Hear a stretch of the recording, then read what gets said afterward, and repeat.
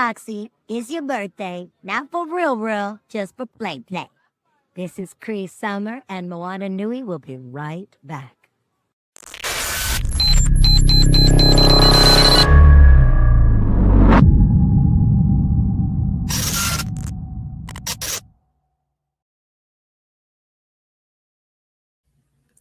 Good evening, everyone, and welcome to another episode of a joint collaboration. This is Moana Nui Podcast and Blerdography presents Blerdkast Live. And tonight we are talking about Musa, Lion of Mali. More on that in a second.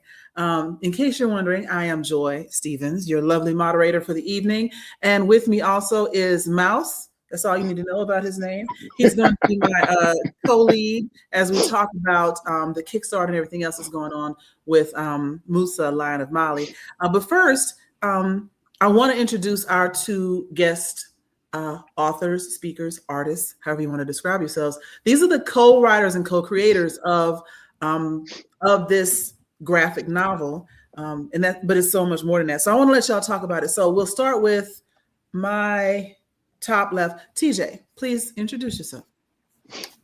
Hey, what's up, everybody on the Moana Nui Podcast, Blerdography, Mark, the whole team, you know what I'm saying? Mouse, Joy, Dana, what up? I'm so happy to be back.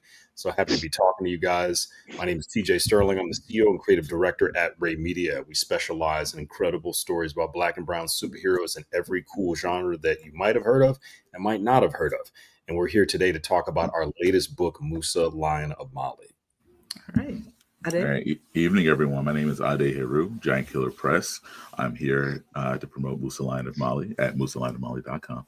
And I'm here with my brother TJ. We are collaborating on this project. I'm really excited to be on this podcast, to make everyone's acquaintance and to bring this amazing story to your shelves. All right. So let's, Mouse, would you like to introduce yourself? I am Furious, aka Mouse.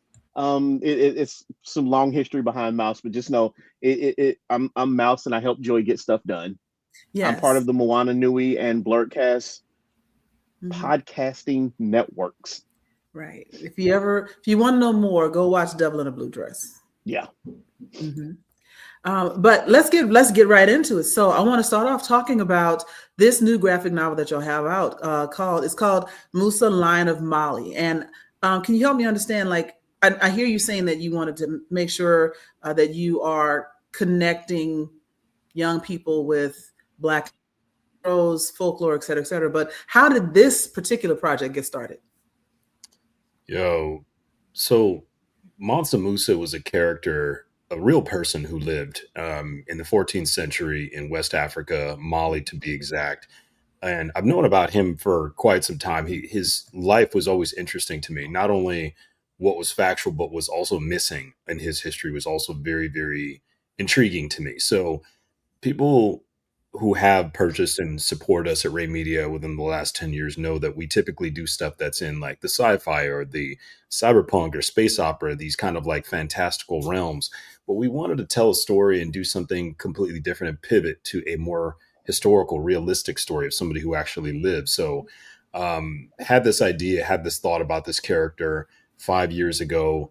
I give my boy a call. I say, hey man, like I got this idea. I got this thing I would love to build with you. Ade is an incredibly talented writer.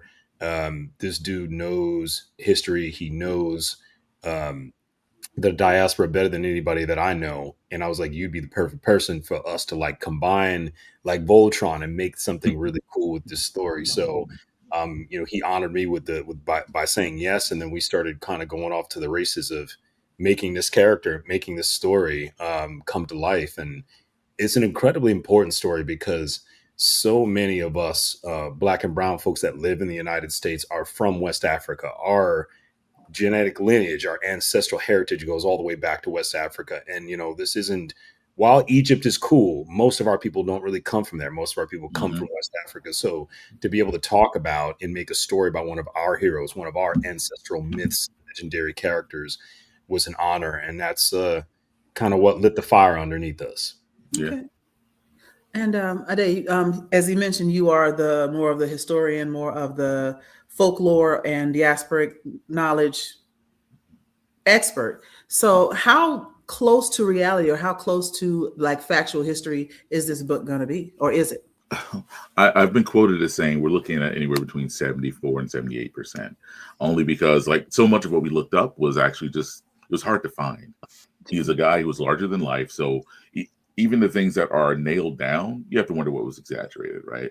But then there are so many things that are, lost to history. Our book is about his early life, of which there's very little, if anything, noted. A lot of people, when they think of Mansa Musa, they think of, him being king, richest man in history, pilgrimage to Mecca, ruining Egypt's economy, having a bunch of ships. They think about that, and building the schools and the mosques. But then a lot of that is like, well, somebody jotted some cool stuff down, and we don't know. Like, they didn't really interview him, right? And so we did everything we could to, parse this out and to stay true to the narrative.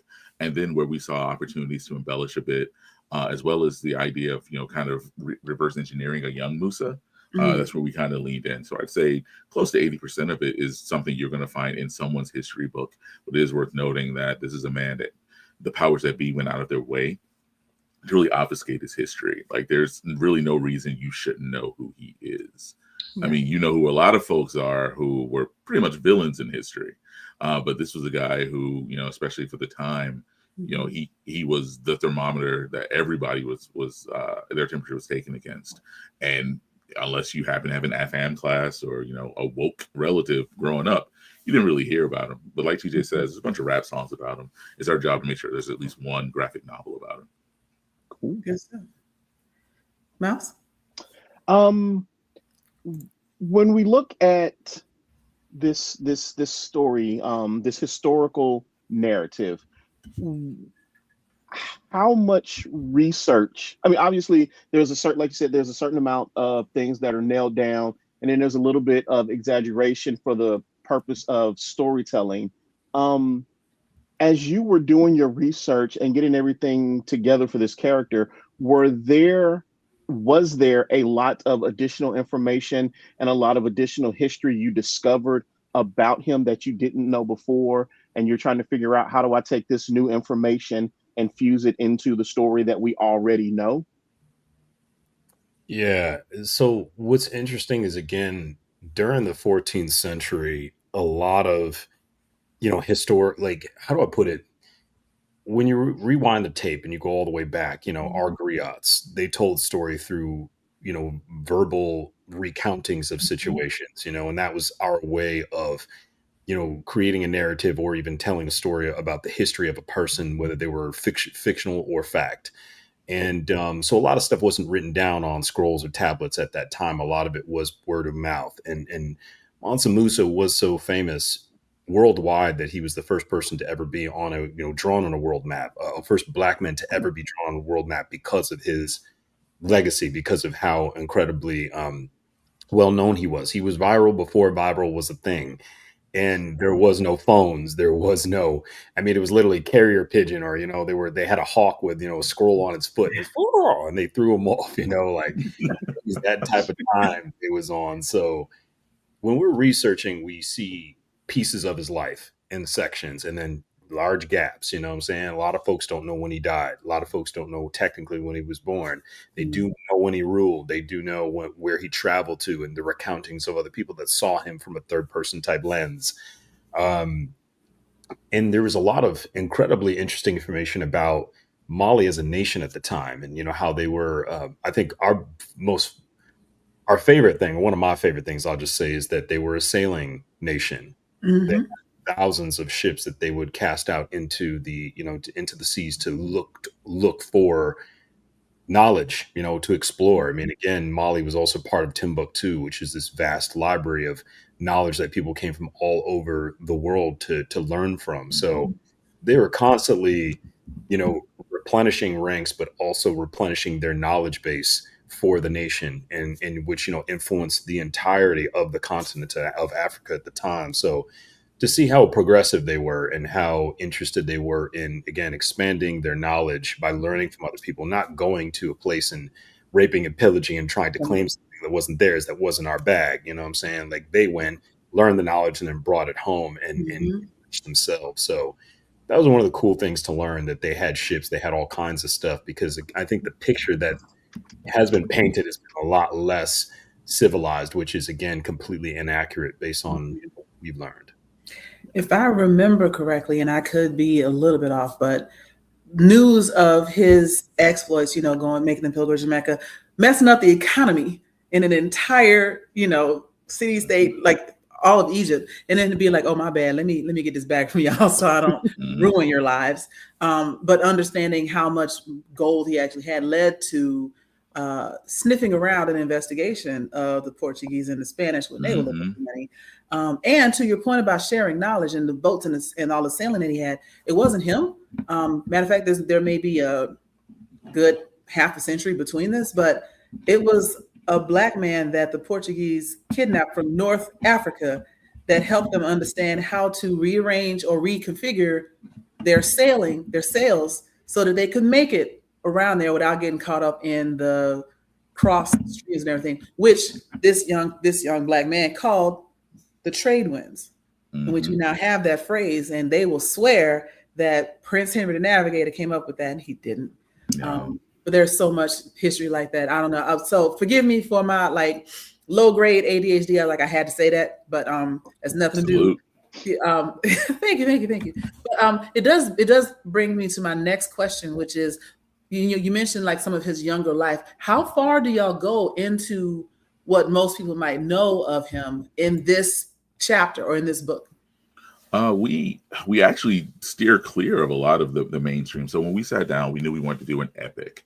We had talked about it being a 100-page book, but the more we dug and the more we talked about this rich tapestry we were building and making Mali, the setting itself, like its own character, we came to realize that we weren't going to be able to get that done in 100 pages. 100 pages by itself is hardly enough to introduce all the characters, all the concepts, people, places, things, and ideas, and roll from there. So we decided we were going to have to go big or go home. And so, we started plotting, and then we ended up with 5 books worth of content, about 500 pages that we want to cover. This first book is the first 100. And so we will get to what people know about Musa in the main. But for the most part, this book is our introduction to a young, headstrong, nobleman who is being set up to lead, but has a lot of lessons left to learn. And so we don't cover the pilgrimage to Mecca. Any of the things that, that people give you in a Cliff Notes about him, you're more than likely not going to see. Yeah, you're most likely not going to see it. So like I said earlier, we reverse engineered a young Musa based on older Musa's exploits. We thought, looking at what he did at this age, or what it said that he did at this age, what would he be like 20, 25 years before that? And then we built him in that way, going backwards.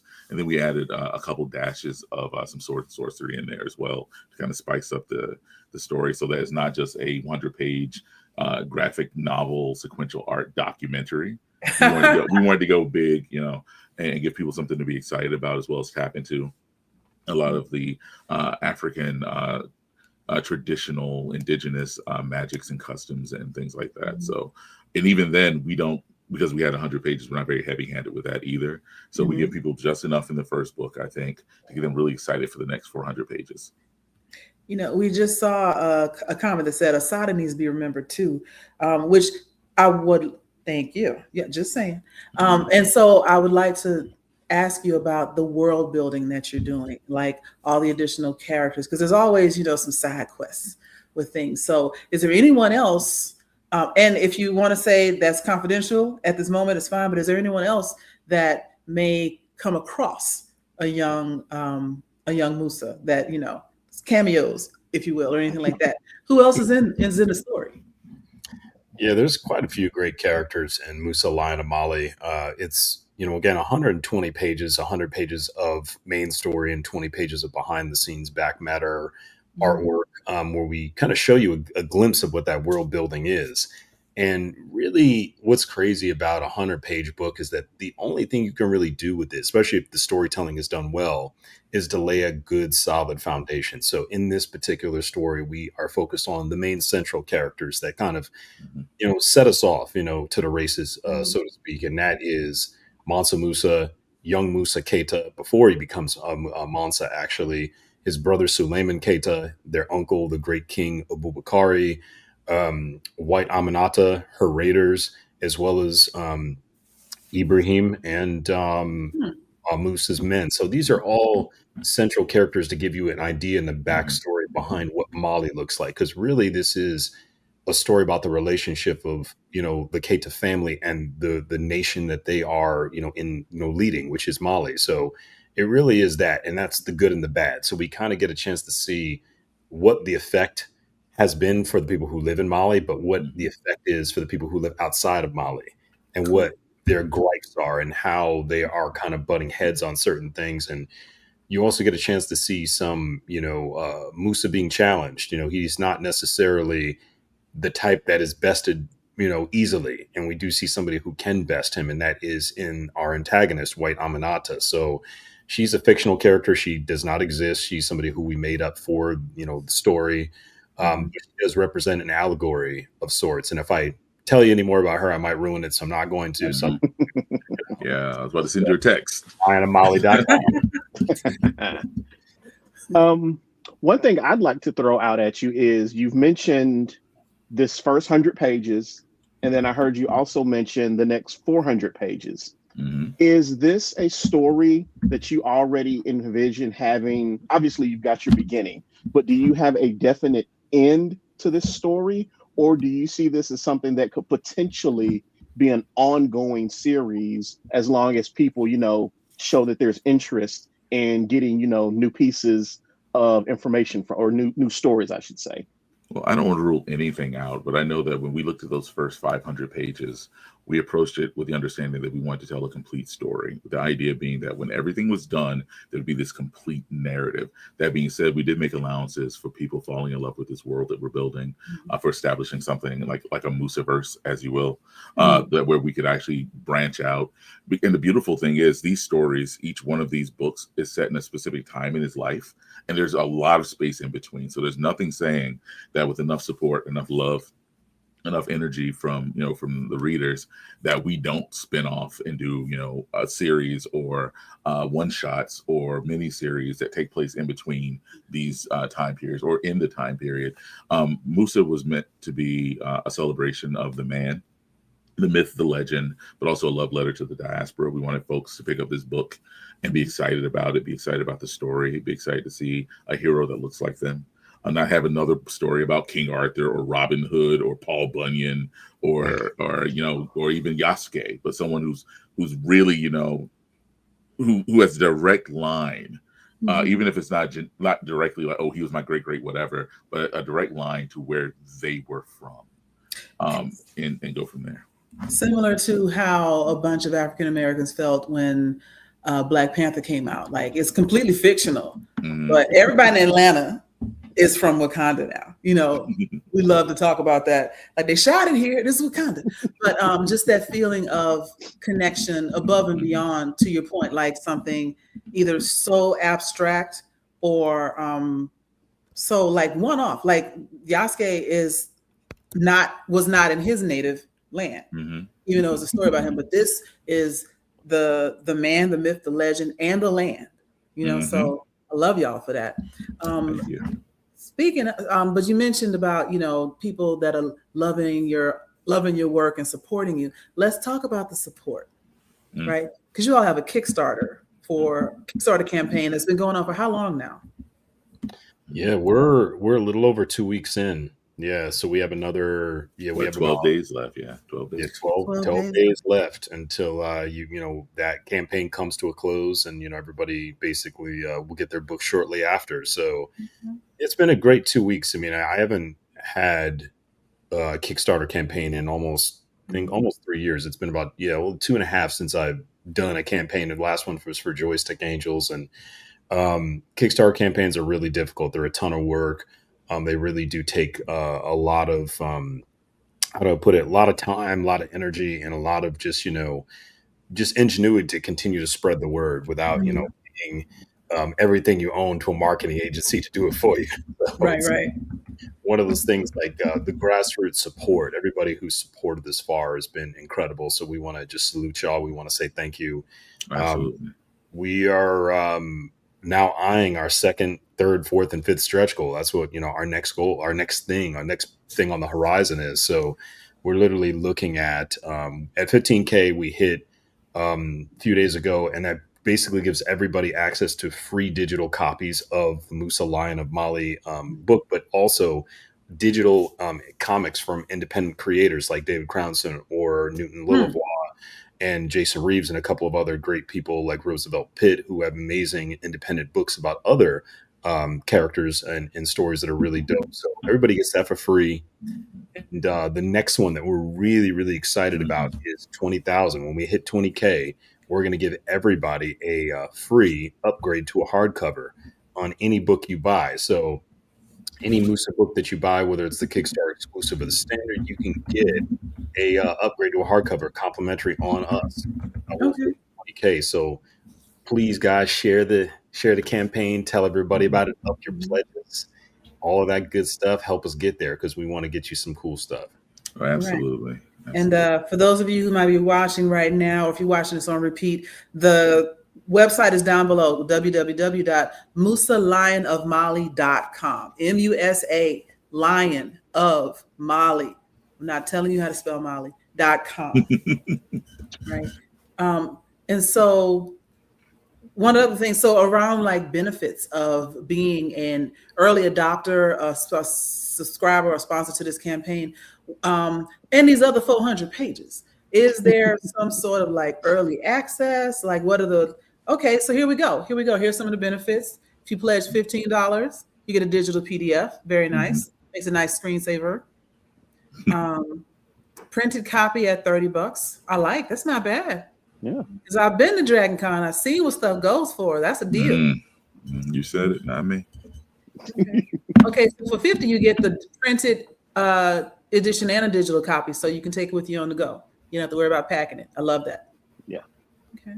So that's Kickstarter what I definitely exclusive edition that actually is currently sold out on the regular rewards, but you are able to access it through like some of the larger tiers. When you get to the bottom, just thought I'd mention that.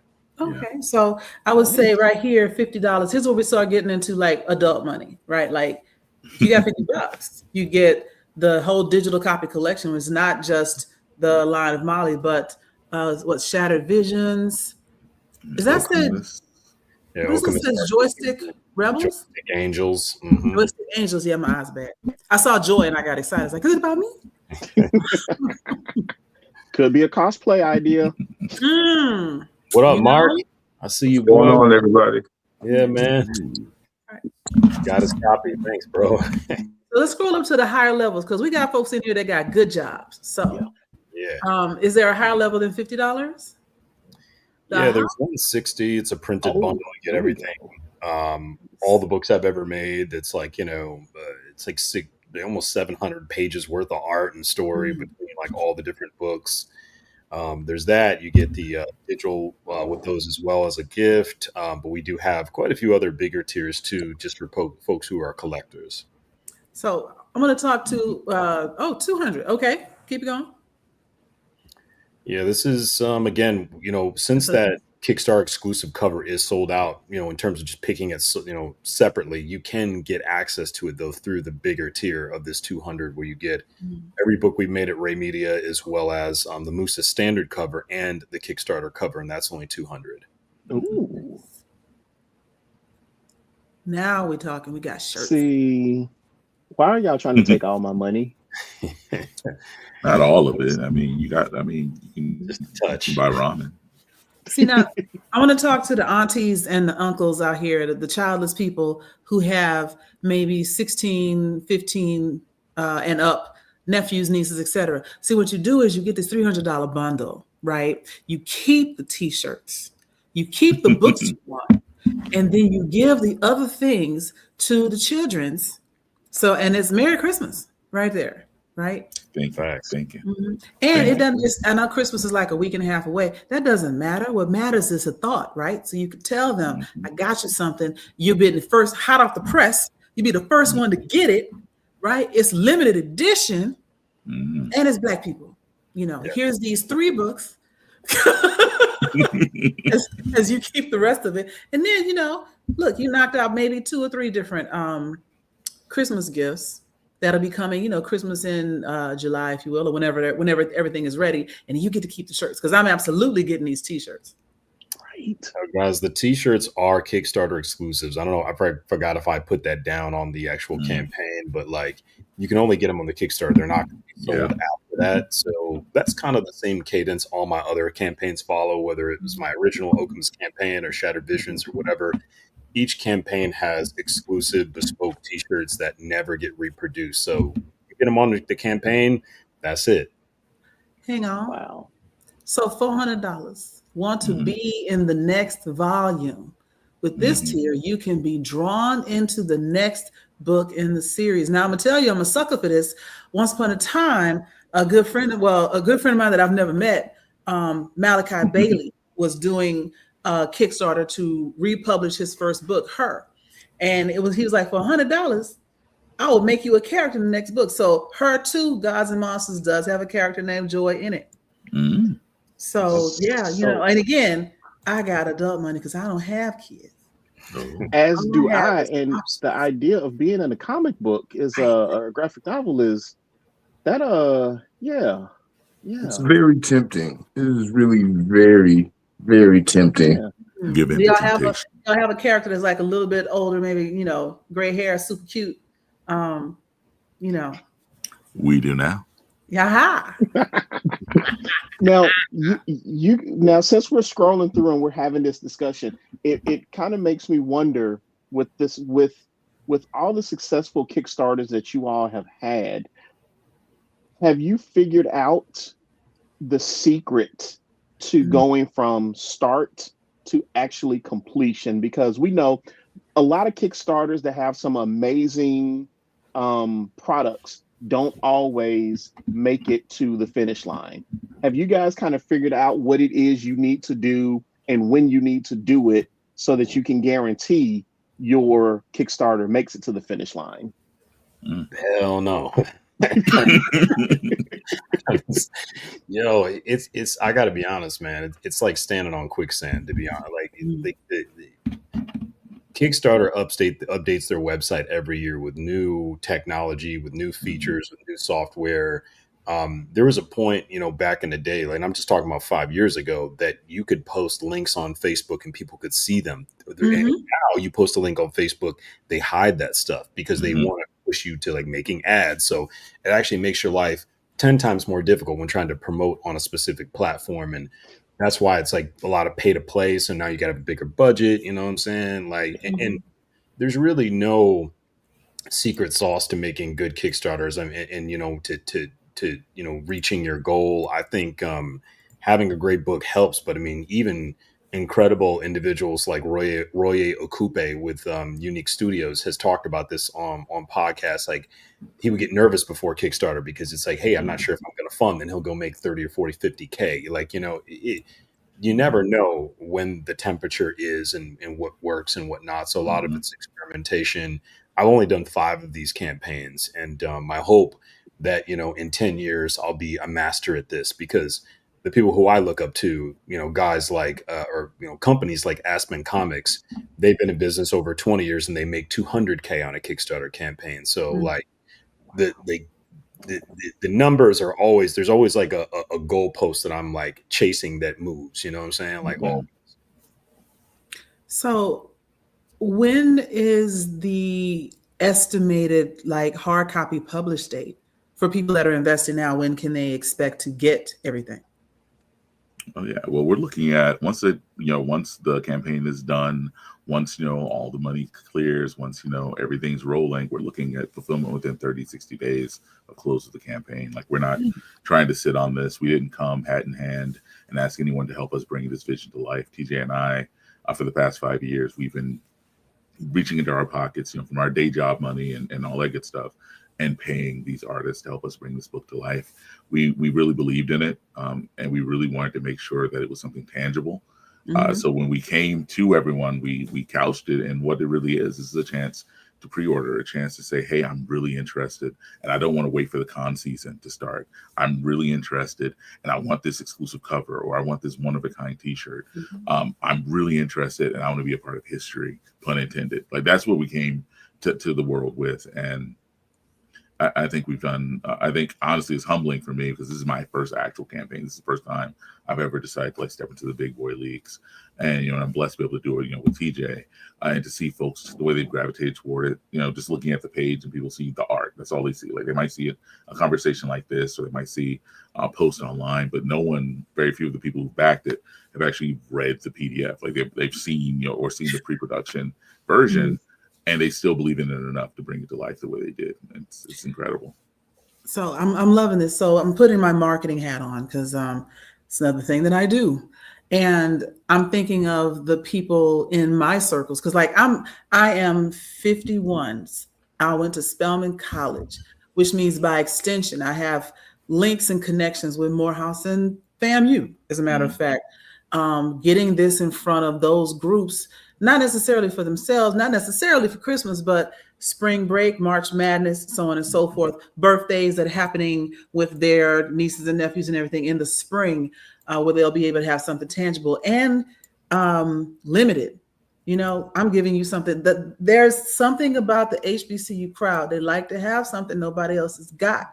And I got no problem sticking this. Oh, not sticking. That sounds bad. I got no problem sharing this in my class of 95 things, in my spell house places, with my, I do another podcast on Thursday night, Steel Sharp and Steel is the name of the podcast. And we can share that. I have no problem sharing that I don't think we're doing it this Thursday, but yeah. And if y'all are welcome to come on that show too, we can keep this going. Cause I need y'all to get to this, at least the 30 grand stretch goal. Cause I want the gold lithograph thing. I want all the things. I want to be in it. I want you to draw me in there. I want my hard copies. I want my gold. So I will do my part. I am now on your marketing team. You didn't even know you were going to get that. Ancestors bless you. Welcome aboard. Speaking of welcome aboard, let's bring in Mark. Mark has been languishing down at the bottom of the screen for a minute. Welcome. Hi, everybody. Sorry for being fashionably late. Ran into a huge technical issue right before we went live, so I had to deal with that, but I'm here. I am here. How's everybody? Good to see you, man. Good to see you. Well, So as we continue this conversation, what we just talked about, like when things are going to be published, when you expect it to be out, ballparking and everything. Since you already have the 500 pages or so, what is your expect? Is there going to be a Kickstarter for each one? Is it going to be like an OG thing? Like if you supported the first one, you continue to, support the next one, you get more. So like, how's that going to look for the next 4 sections of 100 pages? Yeah. So when we were, how do I put it? When we make stories, and I guess I'll speak for me and Ade on this, we kind of go with what the feeling is in here, And when we thought about Mansa Musa, a man that was the richest person who ever lived and still is, has to have a grand life, has to have a life that, again, can only be whispered, on the tongue of folks as legendary. And as we started writing and creating all these things, it perfectly made sense that it was going to be 5 books. Now we put pen to paper and completed, the first 100 of that 500 planned page epic. But we're gonna focus all our attention on getting everybody volume 1, book 1 within 30 to 60 days after the campaign closes. That's our guarantee and our promise to you that you're not going to have to wait for this thing. What I've learned after doing, just a few Kickstarters, this is my 5th one, that people don't like to wait. I've backed almost 200 campaigns, quite a few of them that I've never received rewards from or I'm still waiting on. And there's nothing worse than being a fan and having to wait. So for us, you want to make sure that you don't wait, you purchase this, that you're going to get it within 30 to 60 days after it closes. We're very confident about that because all we got to do is hit the print button. You know what I'm saying? Yeah. We hit that print button. We literally get the book shipped to us. We sign them, we seal them, and then you get them delivered. And that's how it's going to be.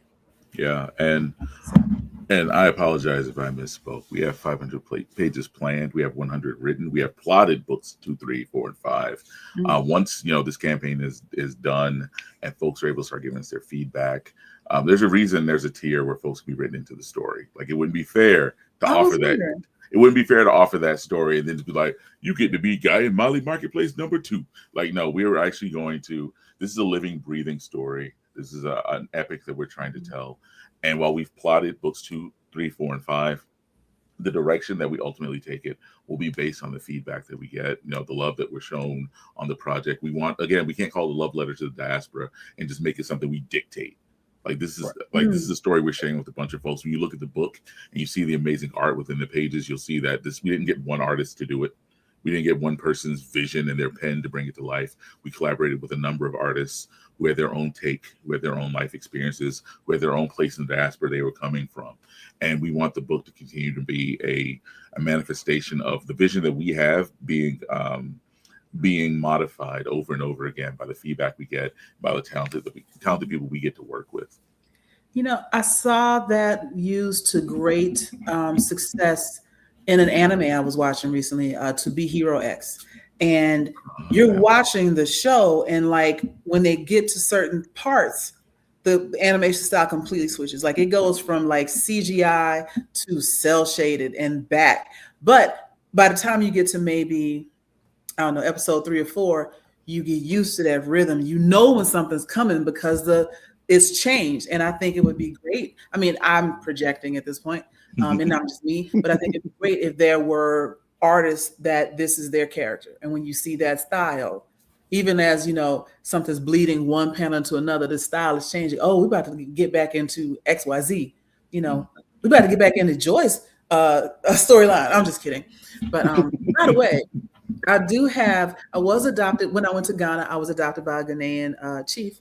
I do have a Ghanaian name. It's Ya from Poma.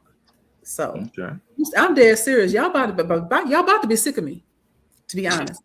Listen, so I was talking today about this earlier today, actually. So the first time I ever lived by myself as a college student was with a family of Ghanaians, the Adamakos. And I was talking to David, who's from Ghana, born and raised, came to the States as an adult.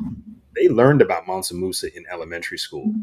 Just imagine learning about Black and brown heroes as a kid in school like it was normal. And that's what we kind of hope to be able to do with this comic book, to be able to bring that knowledge to people of all ages, but specifically folks who are hungry or want to see themselves represented. So just like I said, it's a powerful time. It's a great time to be a comic book creator. And we're really, really excited to get this book to y'all. Like you have no idea. And it's a click away. And that's what we're really, really just happy that we as fans can serve serve the fans of this book and the new supporters that we've gained and get you something amazing.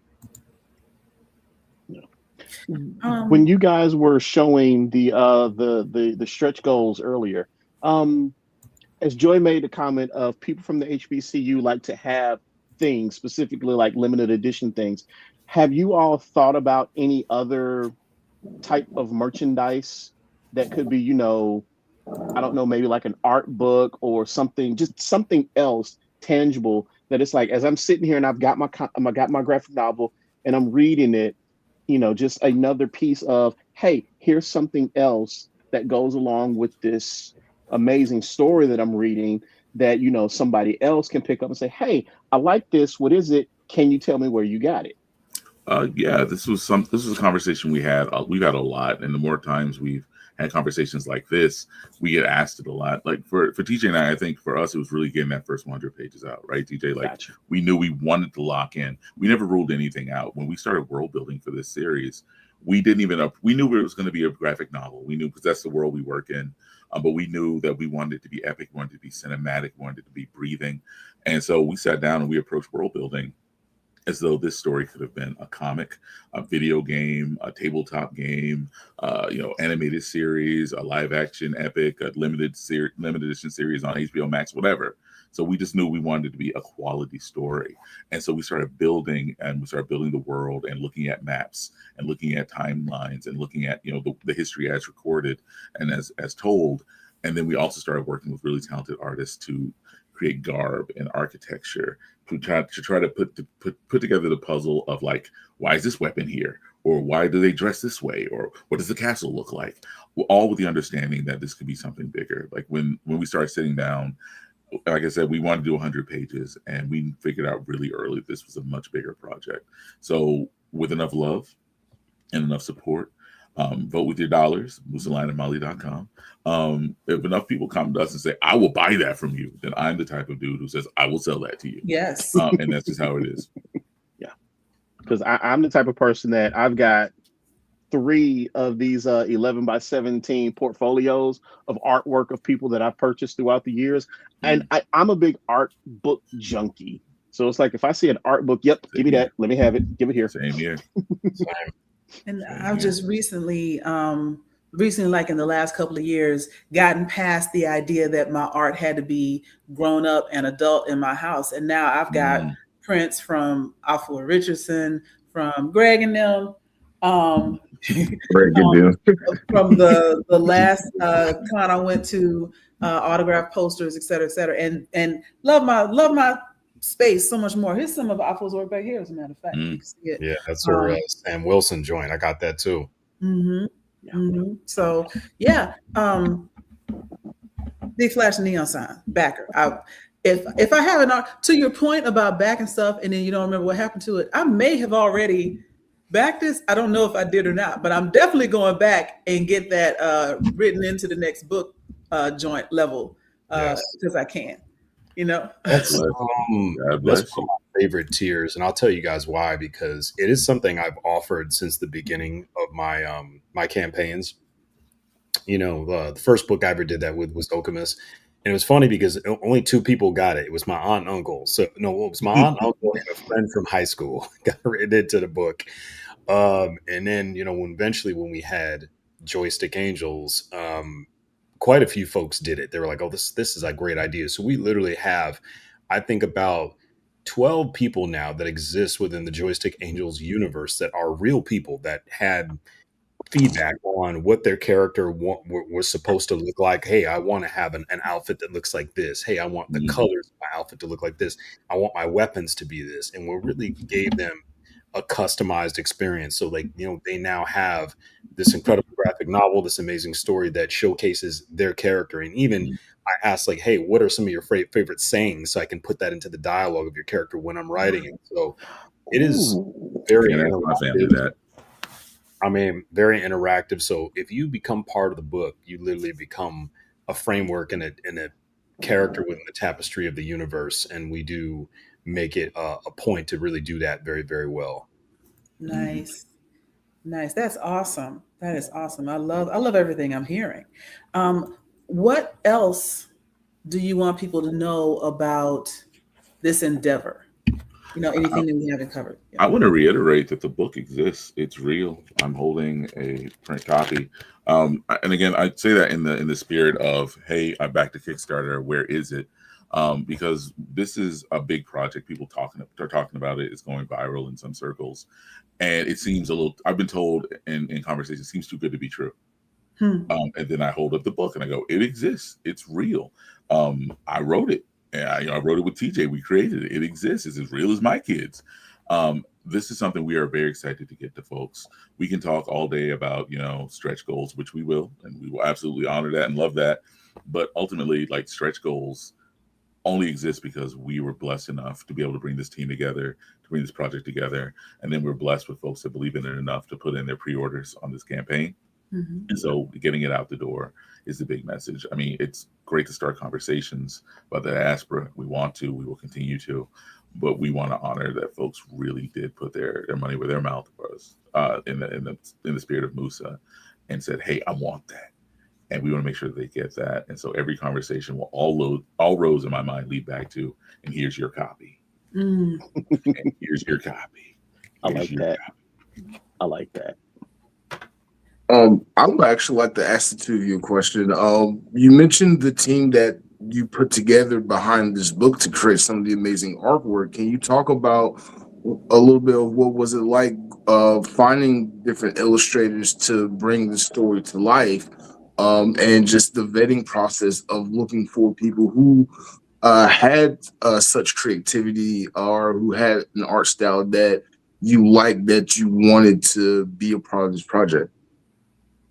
Yeah, I love talking about the art team because really they're they're so dope, man. Like everybody brought their A game to this project. Like, we had, because we were thinking along the lines of, it being an anthology, that we kind of wanted to give it an anthology feel. So we knew that we were going to have 4 chapters broken out. We wanted to have 4 different artists, give their take on Mansa Musa, because we didn't think it was fair to just have one artist take on this legendary character. We wanted to give you guys some different flavors and different visual interpretations of what these environments looked like. So it was almost episodic. Mm-hmm. And chapter 1, we've got Stanley Obende from Ghana.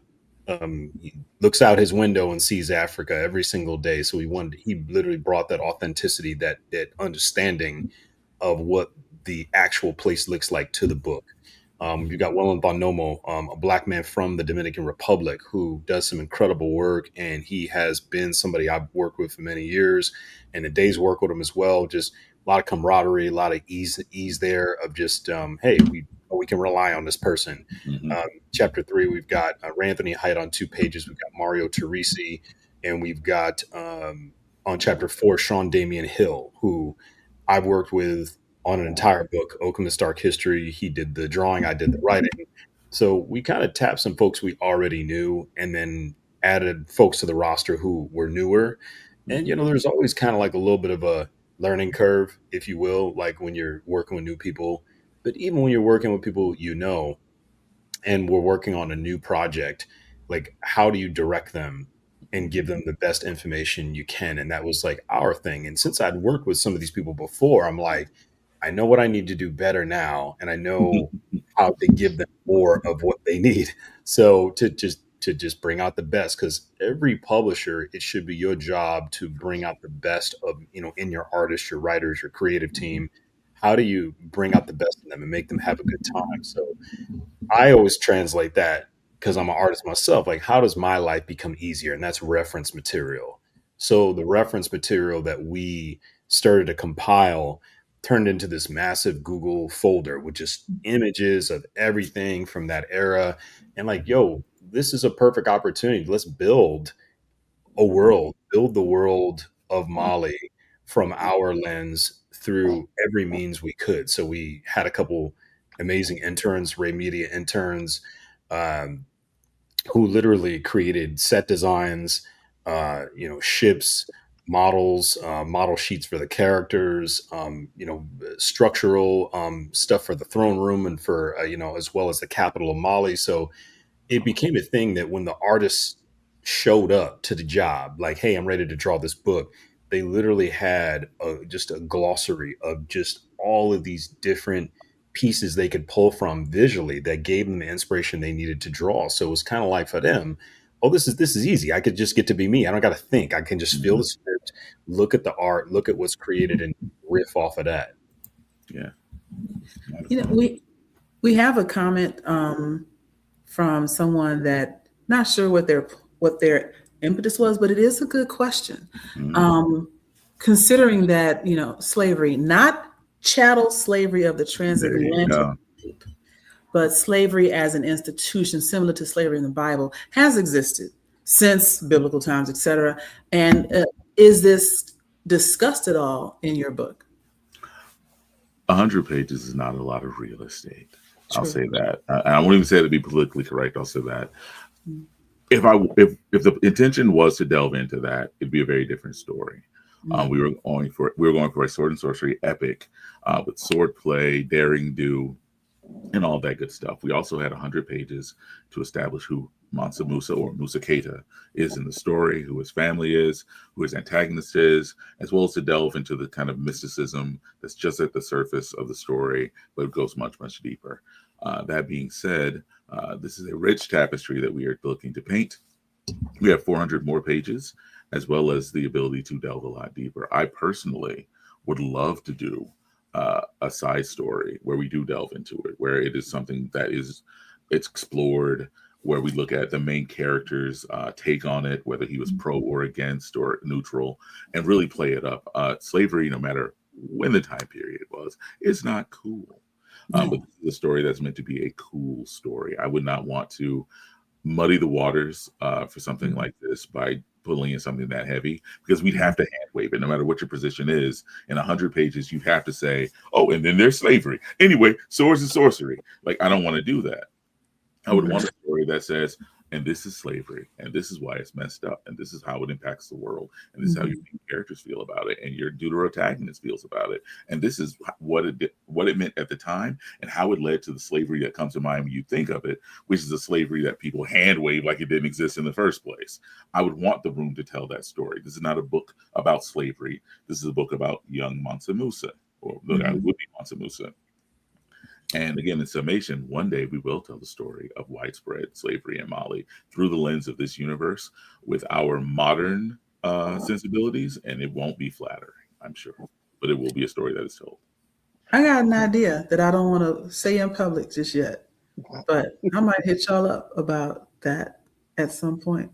I was going to say too that, without getting super graphic about this particular topic, like what became of slavery in the United States was a much more warped, distorted, and grotesque version of what was happening in Africa for centuries before. And, when I think about even when folks read Malcolm X's biography, he talks about a job, a 9-to-5 being a slave. And now when they talk about this concept of indentured servitude, everybody who works a 9-to-5 job that doesn't like it, that needs the money, is slave to something. So not to diminish what this question is or what this topic is, because yes, we will absolutely address it. But I just think we need to understand that what was going on in our homeland was much, much different than what was going on in the United States and what they made it to become. So torture, dehumanization. Yeah, and it's far-reaching effects that affect us as of right now, and right now, and right now, and right now. Right. You can just look at me, Mark, and TJ. But you know what? We're not going to get that deep tonight. We're going to move on. The various shades tell the story, ladies and gentlemen. It's there. Mouse, you were about to ask a question. As excuse me, sorry. As the work for this story has been done, have either of you had the opportunity to actually visit Mali and kind of soak up some of that tradition, of that history firsthand yet? That is a good question. I've not had the chance to. Honestly, I haven't even left the state of Maryland in like 5 years, honestly. Like, because of COVID and having 2 very small children. I not to get too much into this is my odd day job, but for my day job, I was actually director of learning development for a big company out in St. Louis. I had a massive, beautiful office. You can see the arches from it, I'm told. And I'm told because I never went. So because I work remotely the whole time. I would love to go there. I would love to. I wouldn't want to go, and this might sound like cart before the horse or cart after the horse. I would want the whole 500 pages to be done. I want a big omnibus. I would want to go, and I would want to sit there and read it on that soil, and then let the ancestors talk to me. I don't want to sully it by going there, because then if I go, I'm like, I hate the first 100 pages. Like, no, I want to finish this. I want to continue the vision we have, and then go from there. I do have a relative who's visiting that part of the world next year. I might ask him to bring back some soil for inspiration for book 2, though. Yo, I'm gonna tell you, I agree with what you're saying, because I went to Ghana, Togo, and Benin in February of this year, and you do feel, I promise you, on everything I am, that I heard my grandmother's voice. She died in 2007. Oh, I believe it. And it was emotional. We did one of the guided tours through the point of no return in Ghana. There was, and a similar point of no return in Benin as well. We went through the quarters and everything. What killed me, and I was just talking about this on Threads earlier today, is we saw the place where they kept everybody shackled and clamped together and all these different things. And like the ground, it looked like asphalt, right? In this area. And you're like, asphalt wasn't a thing then. So what is this? They're like, this is the stamped down human waste that they would not clean out of this area. And it's stamped down to now it's just a part of the ground. And above this dungeon, elementary school and a church. Crazy. Wow. Well, that's messed up. I'm still mad. Quick aside, I went to UNC Chapel Hill for undergrad, and there's not a single building I took a class in they didn't experiment on slave bodies. So even then, like even here on this soil, you can't get away from it. Yep. The entirety of gynecology. Anyway, again, I've gotten us distracted, because I will do that. you know, I like would- a weird witch woman or something like that, you know, with the sorcery thing. So anyway, what I also wanted to touch on with this project is everything. How long did y'all actually work? Because I know it's an idea for a while, and then things slowly start to come together, and then it gels, and then it clicks. How long from click to Kickstarter have y'all been working on this? Yeah, it's probably about we spent 5 years working on it post, like, from the phone call that we had till now. But I'd say probably about 6 months to a year before that. The idea was gestating in my head, and for me, when I think about creating a new story, I really want to feel it. Like, it's got to speak to me, and it's like if it's an idea I have and the idea keeps coming back, I know that means the ancestors are speaking to me that, hey, this needs to be done. You need to do this. This is something that means something. I've never made comics for ones and zeros. Like, I'm not here to, take everybody's money, MusaLionofMali.com. There you go. But this isn't about making money. This is about, delivering a service to you guys, really serving you, the community, with an incredible story and a gift, from our subconscious, our brains, our hearts, our minds, to literally create something that's never been made. And, for a small fee, you get a chance to be a part of something. So I do think it is really, for us, it drove us. It haunted us in a good way. We felt it, and we knew that we had to get this one to the finish line. And when we did, it was a really powerful feeling. Oh, absolutely. I actually have an interesting question I would like to ask the both of you. You mentioned David Crownson earlier, creator of Harriet Tubman Demon Slayer, and now you two have created this book about Musa. Why is it important that we get stories of historical African or African American legendary characters such as Musa or Harriet Tubman, or you can pick anybody else, and tell their stories in the space of a comic book or a graphic novel? Why is it important that we get stories like that? I was raised to believe that a man should look like his God. And then as a writer, it became known to me that that's especially true when you're creating that God yourself. And we're in a world where every single thing about who you are, if you're black and brown, is programmed. Like, from the way you speak, to the way you dress, to what you find acceptable, to how you feel about yourself and even your own family members, to the way you have sex. Everything about you is who you are through the lens of a controlling power, the powers that be. And those people tell you who the heroes are. They tell you that George Washington was a great general, although he was documented as being incompetent. They told you he had wooden teeth, although he just pulled the teeth out of slaves' heads and made dentures. They told you he was a great champion of freedom. And meanwhile, they only let his slaves go after he died because they threatened to kill his wife, his widow. They tell you all of that, but then they'll also tell you Assata Shakur is a terrorist. They'll tell you that, Fred Hampton was the worst kind of guy ever. And so it's incumbent upon us, especially those of us who are the modern day griots, to tell the stories the way they should be told. We should be the heroes of our own story. And as Black people, especially, we get the luxury of looking at history and seeing actual heroes, Harriet Tubman and, Nat Turner, folks who fought for something. We never needed a Luke Skywalker or Peter Parker or Tony Stark. Those are nice to have. It's nice to have Sam Wilson and T'Challa, but I live in Baltimore. I'm in Tubman City. Like, I'm in the place where she ran all the numbers.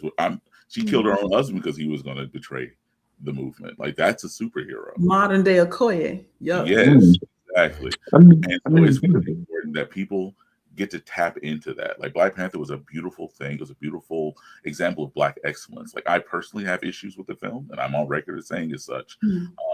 But there's no denying how awesome it was to see all that melanin in action. But at the end of the day, Wakanda's not real. At the end of the day, the movie ended with the guy who's supposed to be our hero giving laser spears and flying cars to the colonizers. Like, that's what happens when you don't control the story. That's what happens when you don't control the story. Hashtag Killmonger was right. Hashtag Killmonger was not wrong. I guess he was right, but he was not wrong. But the issue is that ultimately we don't own Mansa Musa. we own Mansa Musa, and that's why the story needs to be told. Yeah. Good question from Robert.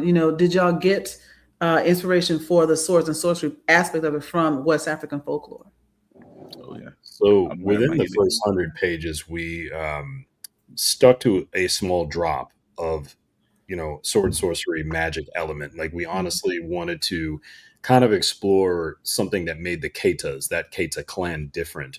And that's why you kind of get to see a little bit of what their, mystical power is within the story. Now we are absolutely planning to explore and really go deeper into African folklore, like the Orishas and some of the gods and goddesses that lived in that particular area within the next, 4 books that are coming up. So that is definitely something that Day and I have briefly chatted about. But as of right now, again, there's only so much we can cover in volume 1. We'd love to be able to cover it all, but again, the book wouldn't be here if we were still writing it. The book would be still in the Google Drive folder, just kind of chilling and waiting for us to get to the next chapter, So we wanted to see what y'all thought. We wanted to get the temperature of the room. And so far the temperature has been, exceedingly welcoming to this story, this idea, and what we're trying to build here. Absolutely. But just know that I'm practicing in a number of ways. Like I have my traditional religion. I'm wearing my ilekes now. I'm Omo Obatala. I'm all that good stuff. So I dig from that well as from just ability to try to tell a story. It's important that we get tapped in, and that we're kind of true to that. TJ talks about the ancestors, blessing this story, and I do really feel that they have, because of how easy it was to tell it, how easy it was to get it, to market, and the success we saw. We hit goal in the first 4 days. Because something about this really spoke to people. So people heard what they wanted to hear and saw what they wanted to see. And that's a blessing in and of itself. It feels like this is a project that was meant to happen. It's a blessing to be a part of it. Now, just to clarify, guys, real quick, our quote unquote goal was an initial ask. Yeah. And the initial ask just satisfied so we could print this book for you. But our real goal is to be able to get you guys a hardcover graphic novel, some exclusive stuff that's only available when we start breaking those records and knocking those stretch goals out. So behooves you to get in, up your pledge if you've already got one, up it, get some more stuff, or continue to tell everybody about it, share this thing every day for the next 13 days or 12 days so we can hit these goals and we can get you guys more stuff. This ends on the 31st? The 28th. The 28th campaign ends again, and we're on the 15th. So I know there's a little bit of a time difference. I'm in LA. You guys are on the East Coast, but in about 12 days and change, we done. Okay. Now, you mentioned that you hit your initial goal in the first 4 days. Were you expecting to hit that goal, or were you shocked or surprised once you hit that threshold, and then you was like, now what? I can't. I have zero expectations. I guess I could speak for a day and myself. We had no idea what it was going to do. This was not a pre-existing campaign. This was not a pre-existing book. It's not like, hey, we're collecting an omnibus of like the first 400 books or 400 issues. We honestly had no clue what it would do. We just were honestly blessed and grateful that, people really showed up to what we were doing, and they believed in, throwing some coin our way to try to make it happen.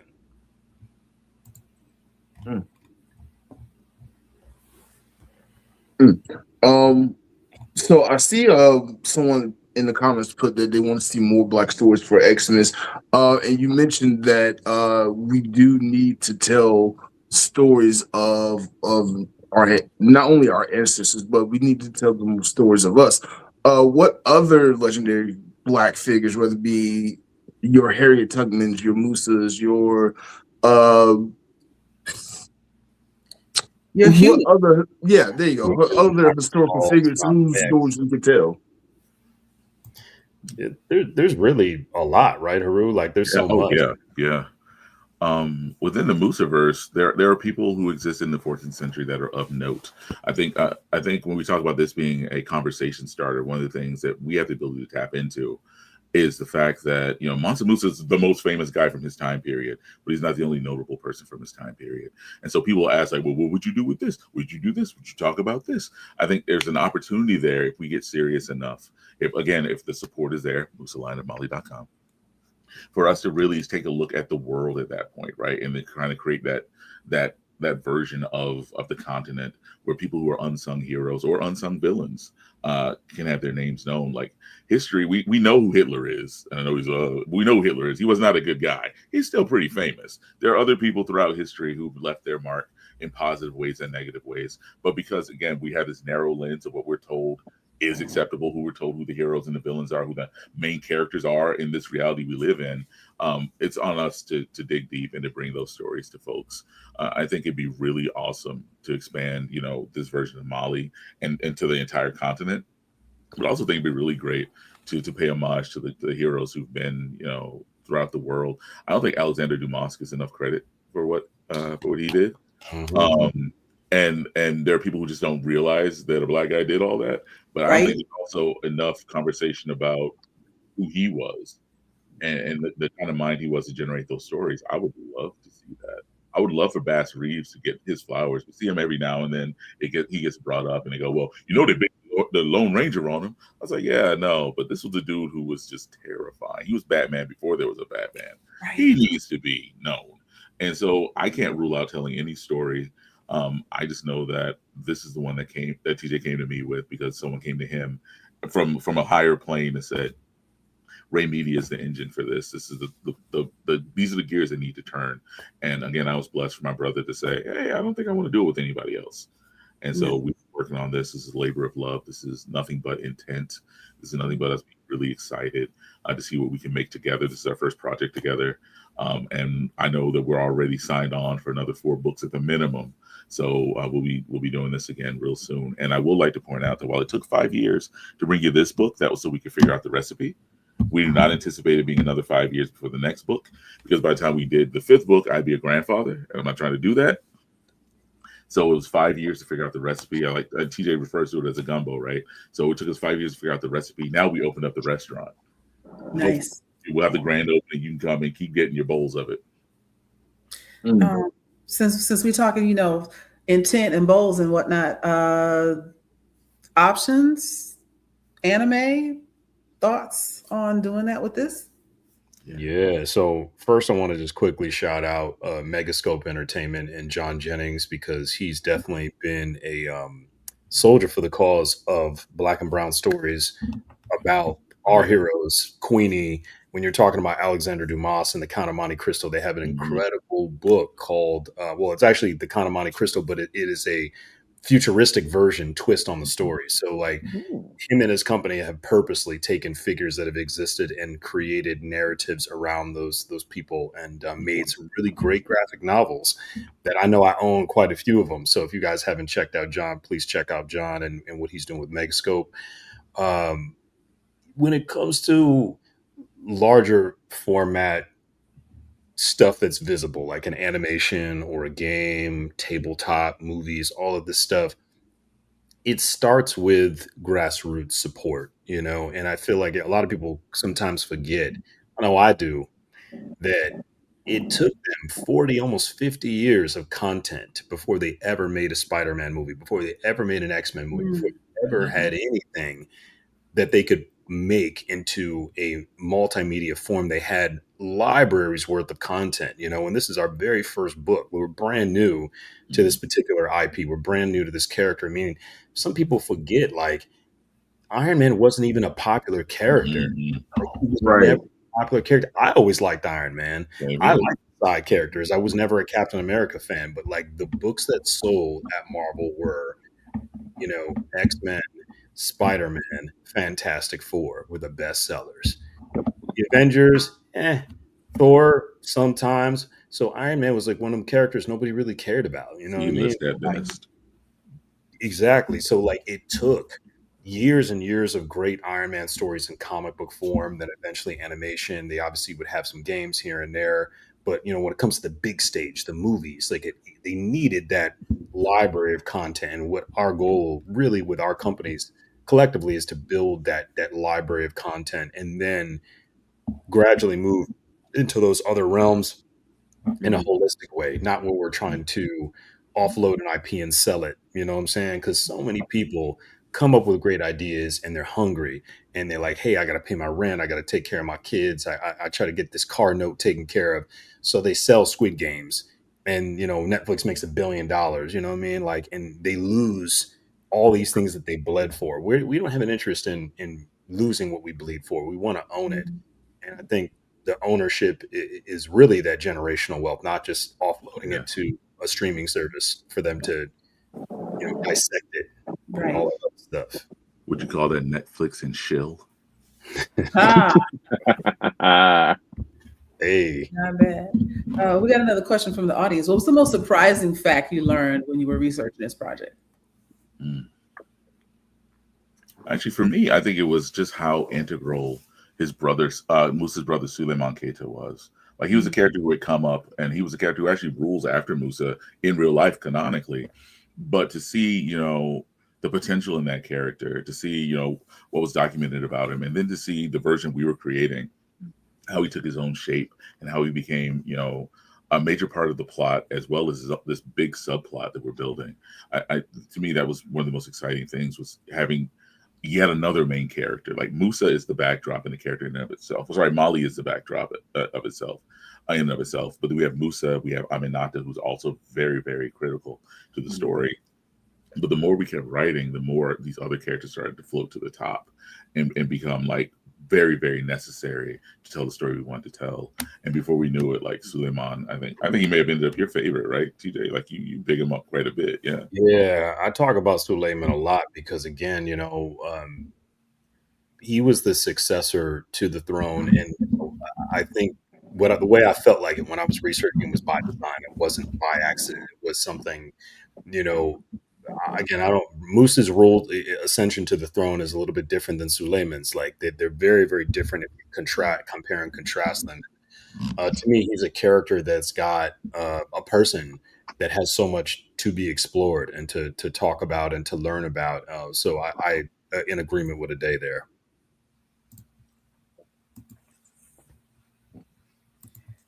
Well, one other thing that I've been thinking about, as we've been sitting here, and I'm just thinking about the breadth of this project. You mentioned early on, like at the top of the hour, that you normally do different things. More cyberpunk, futuristic, so on and so forth. In those little interstitial places where you said, like, the books that you have planned out, there's the gaps in between.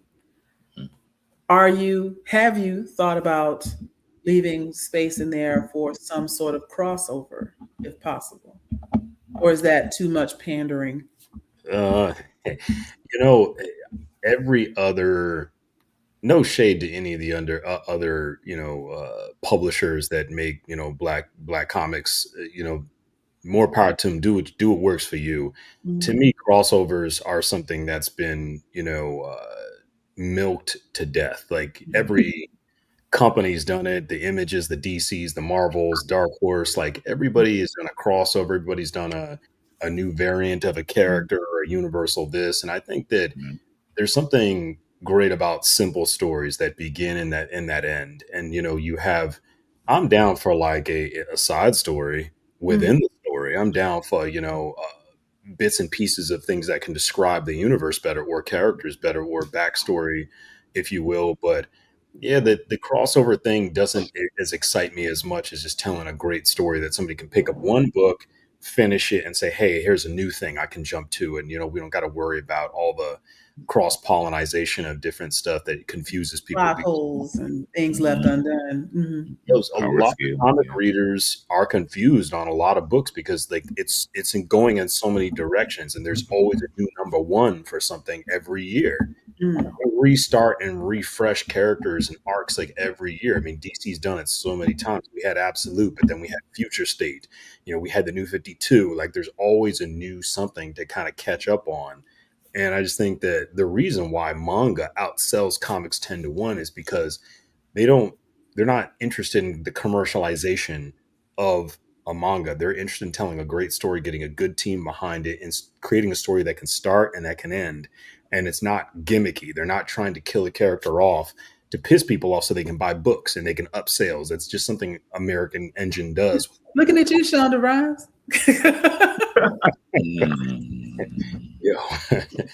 So, you know what I mean? Like, we just want to tell great stories, and that starts one book at a time. Mm-hmm. Yeah, all new, all different, same old, same old. No, I agree with TJ there. I think for Musa in particular, everything that we do with the project needs to be intentional because we're trying to respect the history. We're trying to respect, the fact that people that pick up the book should be able to put it down and go do research. And so for that particular project, it would have to be something very specific. And it'd have to be something, I think, native to that universe for it to make sense. But in general, to TJ's point, crossovers have their time and their place. And that was when sales were really flagging in the 90s. I think an IP that has its own strength, that can stand on its own 2 feet, doesn't necessarily need to have a line-wide, like world-changing, status quo-altering event every few months. And that's how I feel about it as well. I think you and I are of the same mind on that. Good points. No, you make very good points. We have another question. How did the two of y'all even meet? Yeah. So, man, I gotta shout out to everybody in the DMV. Like, I love the DMV.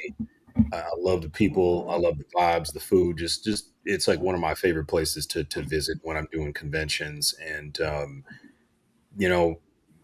I think I first came to Baltimore Comic Con 2016. I met Ade at a con at 2017, and me, I happen to be the guy that stands out in the aisle and greets people one-on-one and pulls people from the aisle. And I'm very aggressive about building a relationship with the people who are walking on the floor because I am one of those people and I care about what they want. I care about what they're interested in. So me, it's like getting to know people. It's building something. And pulled the day in. We talked about some of the stuff I was making, and Dave's been one of my core supporters, one of my core people in my life. He's like, hey man, whatever you're doing, I got you. Whatever you want to build, I got you. I'm going to support you.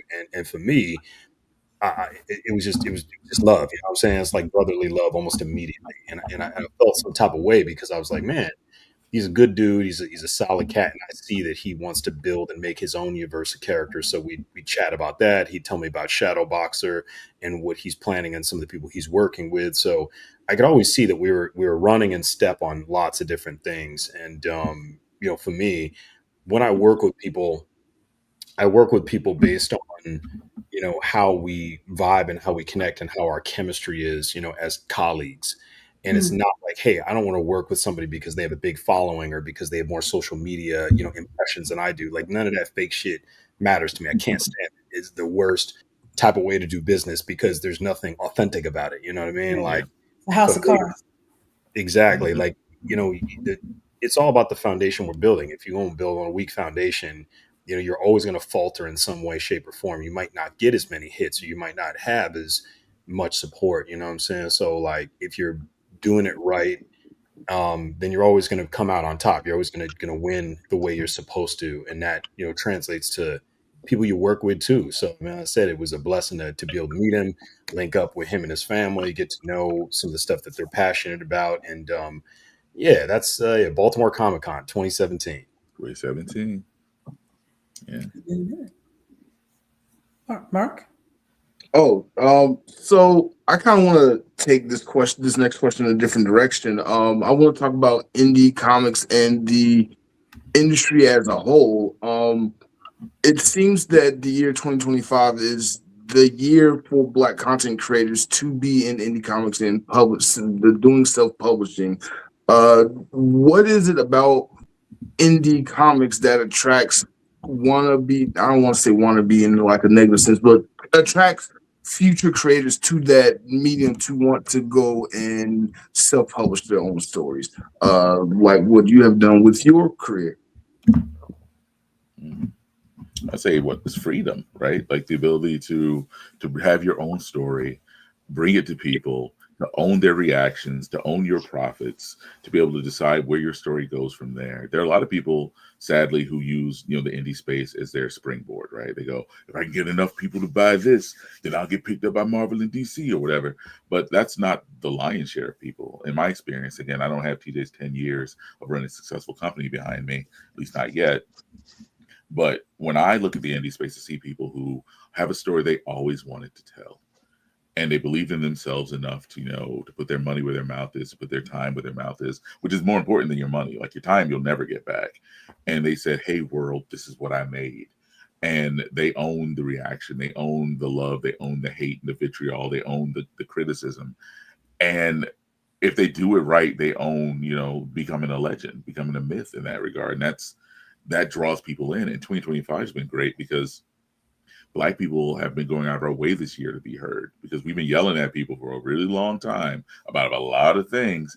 And then certain things happen after November where we got to say, I told you so to a lot of people. And we go, well, while we got your attention, and I'm still on this soapbox, sword-and-sorcery.com. And that is why I feel like this is 2025.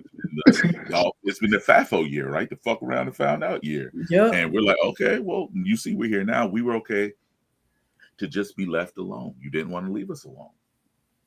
You didn't want to leave us alone. So now you woke up a sleeping giant. And part of us, because we are such a creative, dynamic, innovative people, is we are storytellers regardless of the medium we work in. And so a lot of us are waking up, even in the indie space of comics, and going, I want to tell this story about what it means to be Black through these different lenses, and go from there. I'm not an indie publisher, but just my thoughts about that.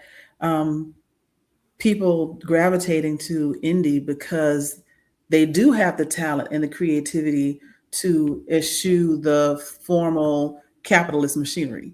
Mm-hmm. I need money to make this. I don't need all the in-betweens and the go-betweens and the extra folks who want to grift in and get a certain percentage of blah, blah, blah for doing absolutely nothing. And then take your option, your work, and then put it on a shelf so you can't do anything with it. Like all the nonsense that comes with all of that versus, hey, I want to do something cool. Anybody want to put 5 on this? Because this is what I'm doing. And then finding your true audience as opposed to something manufactured and potentially fake that is the formula. And for me, I think some of the best things that have come out this year have not come from major labels and major names. It's come from the more authentic, more genuine, differing levels of independent, but independent works. Absolutely. Yeah, it is. There's also there's 2 sides to it, and I think another side that we also kind of have to the elephant in the room would be, it's like, hey, I'm making comics and IPs just to shop for content, to films and to TV and all this other stuff, and I'll be honest, and I did sound like the mean dude in the room, but like I have a little bit of a problem with that, because to me it's not the holistic way of making comic books. It's not, you're not making comics for comics. And I'm a diehard fan of comic books and storytelling, and I do think there's the best way to really make something incredible is to like have a holistic intention, to not be just in it to pitch a movie, because it will lack a certain level of soul. It will lack something. So my thing is like, if I could give any advice to other creators, it's like really create something that you want to see that's different, that's unique, that is inspired. Because when you're making something that's inspired, it really does transform the work. The work becomes a life of its own.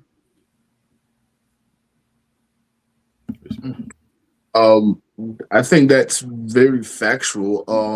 Because when I look at the artwork for your book, for example, I can just tell the level of care that was put into it. I love it so much. It's so engaging and just draws you in, and once you just want to know more of the story.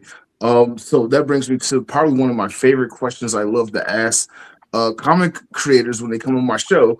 Art versus the words. What's more important in your mind when it comes to making a comic? Is it the illustration, or is it the script and the dialogue and the words that bring everything together? or is it something unique between the two that make graphic novels and comics and manga the medium that it is? I'll say this as a guy who's strictly a writer, then I'll let my multi-talented partner speak. I am a writer first and foremost. I was an artist in my youth, but I was a lazy artist. I didn't want to put in the time to get better at art.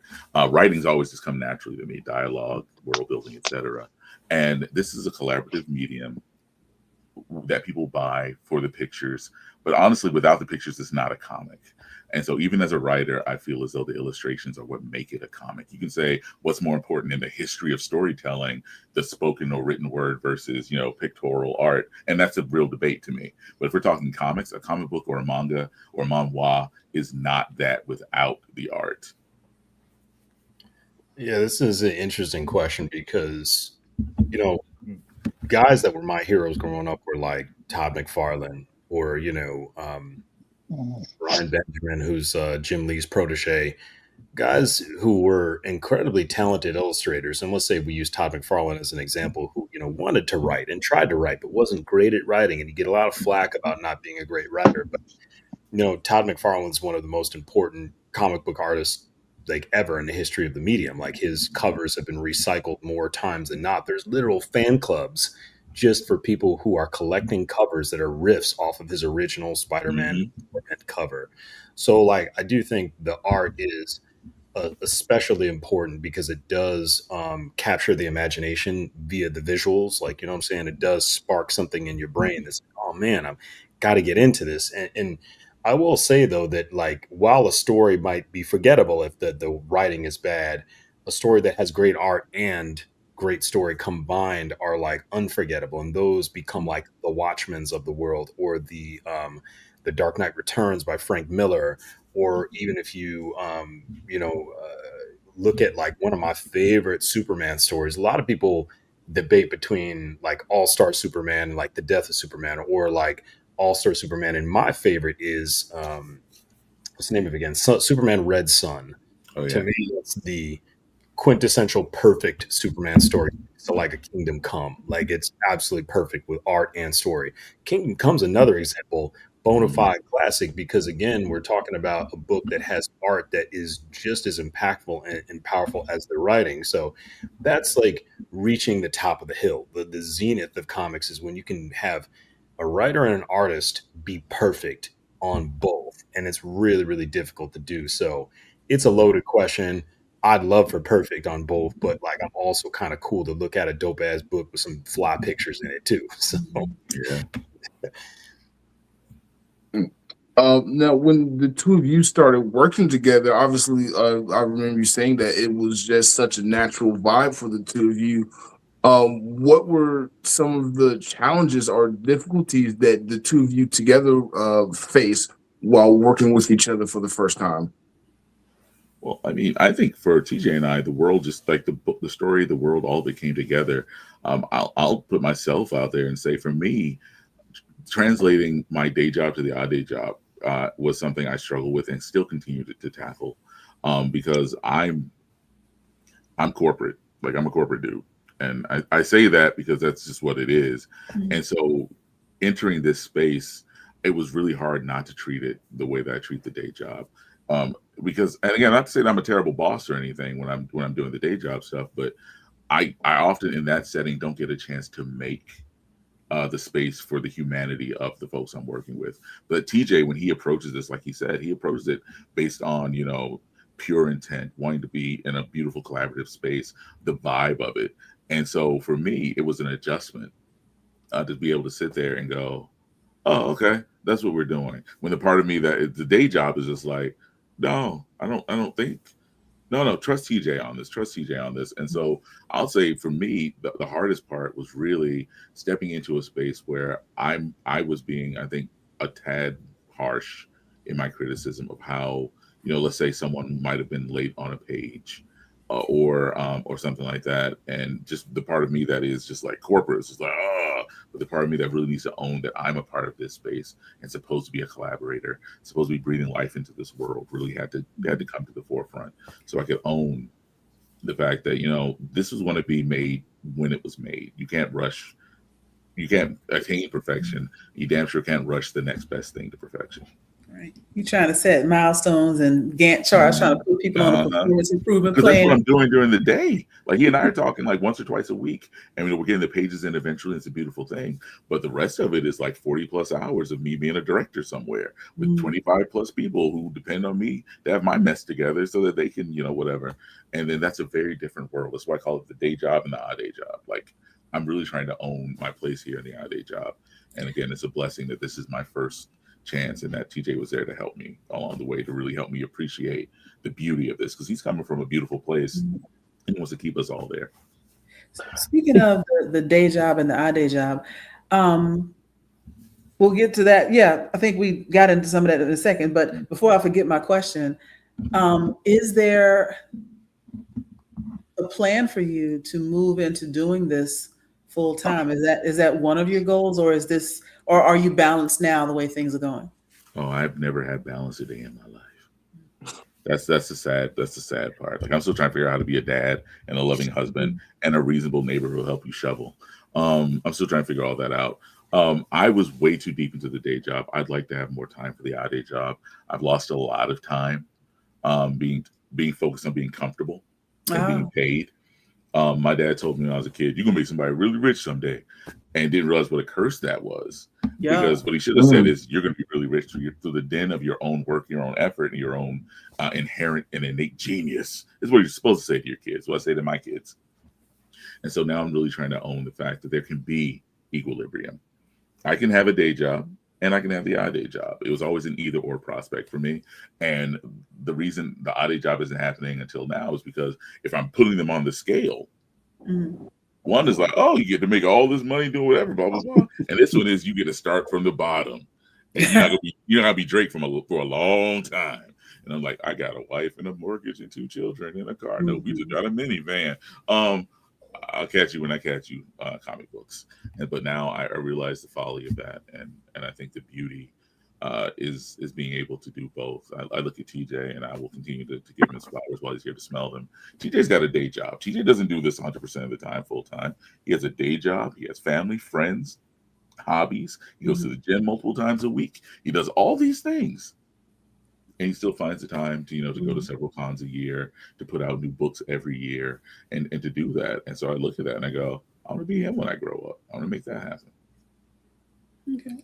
And how do you all decide as you're going forward, or even with this entry into this series, who does what? Like I know you said you're pure, or you focus on writing, but how do y'all divvy up the responsibilities, for lack of a better way to put it? Yeah, just kind of, I think we're playing to the strengths of certain things. I mean, when Ade and I sat down and penned most of what was going on within the entire framework of the plot and all the script, that's me and him writing that together. It's me and him cooking up a lot together. And then, there was a moment where I had to veer off and start, managing and, kind of growing the stable of artists that were going to be behind it while he went and continued finishing a lot of the writing that we started. So just kind of figuring out where some of the strengths lie and where some of the opportunities were, like, hey, this person, you've got this connection, you can jump and talk to this person. And we still do that to this day, where it's like, hey, Ade knows somebody that I don't know, and he's going to talk to them. And then maybe I just, ran into somebody through my travels here in Los Angeles where I'm building with people, and now they want to get a copy of the book and they want to read it. You know what I'm saying? And, I don't know if anybody peeped it, but it's like, the first week of the campaign, Jaleel White, Mr. Steve Urkel, a legendary figure within Black cinema, Black TV, American culture, period, was one of the first people to read and review and talk about Musa Line of Mali on social media. One of the very first people to do that. So it's like, have the opportunity to build with people and network with people and see opportunities as they come is really just being flexible and agile. And that's really what Ade and I do. We see an opportunity, we see opportunities to build and network with people and meet people and show them what we're working on. And we veer off and we kind of divide and conquer, because with a book of this scope, this magnitude, there's always something to do. Always. I mean, Joy, literally, Ade and I were having a conversation this morning because I was speaking to a lovely young lady at basically she manages the list of all of the HBCUs that are apparently there's a network, Mm-hmm. and she manages the entire network in terms of who signed up and the information. So she was extending me a lot of that information, extending us so we could reach out and talk to them about the things that we're doing, because we'd love for all of the HBCUs to know about that stuff. So in that moment, it's like, hey, I got a lead. I'm gonna head over here. Adade's got a different lead. He's gonna head over here, and then we come back, and then we, take all these pieces and keep putting them in the pot. So, yeah, a lot of divide and conquer energy. Yeah. Yeah, it's a blessing to be able to do it as well. But I think that's really possible because this is a project that's got people really excited.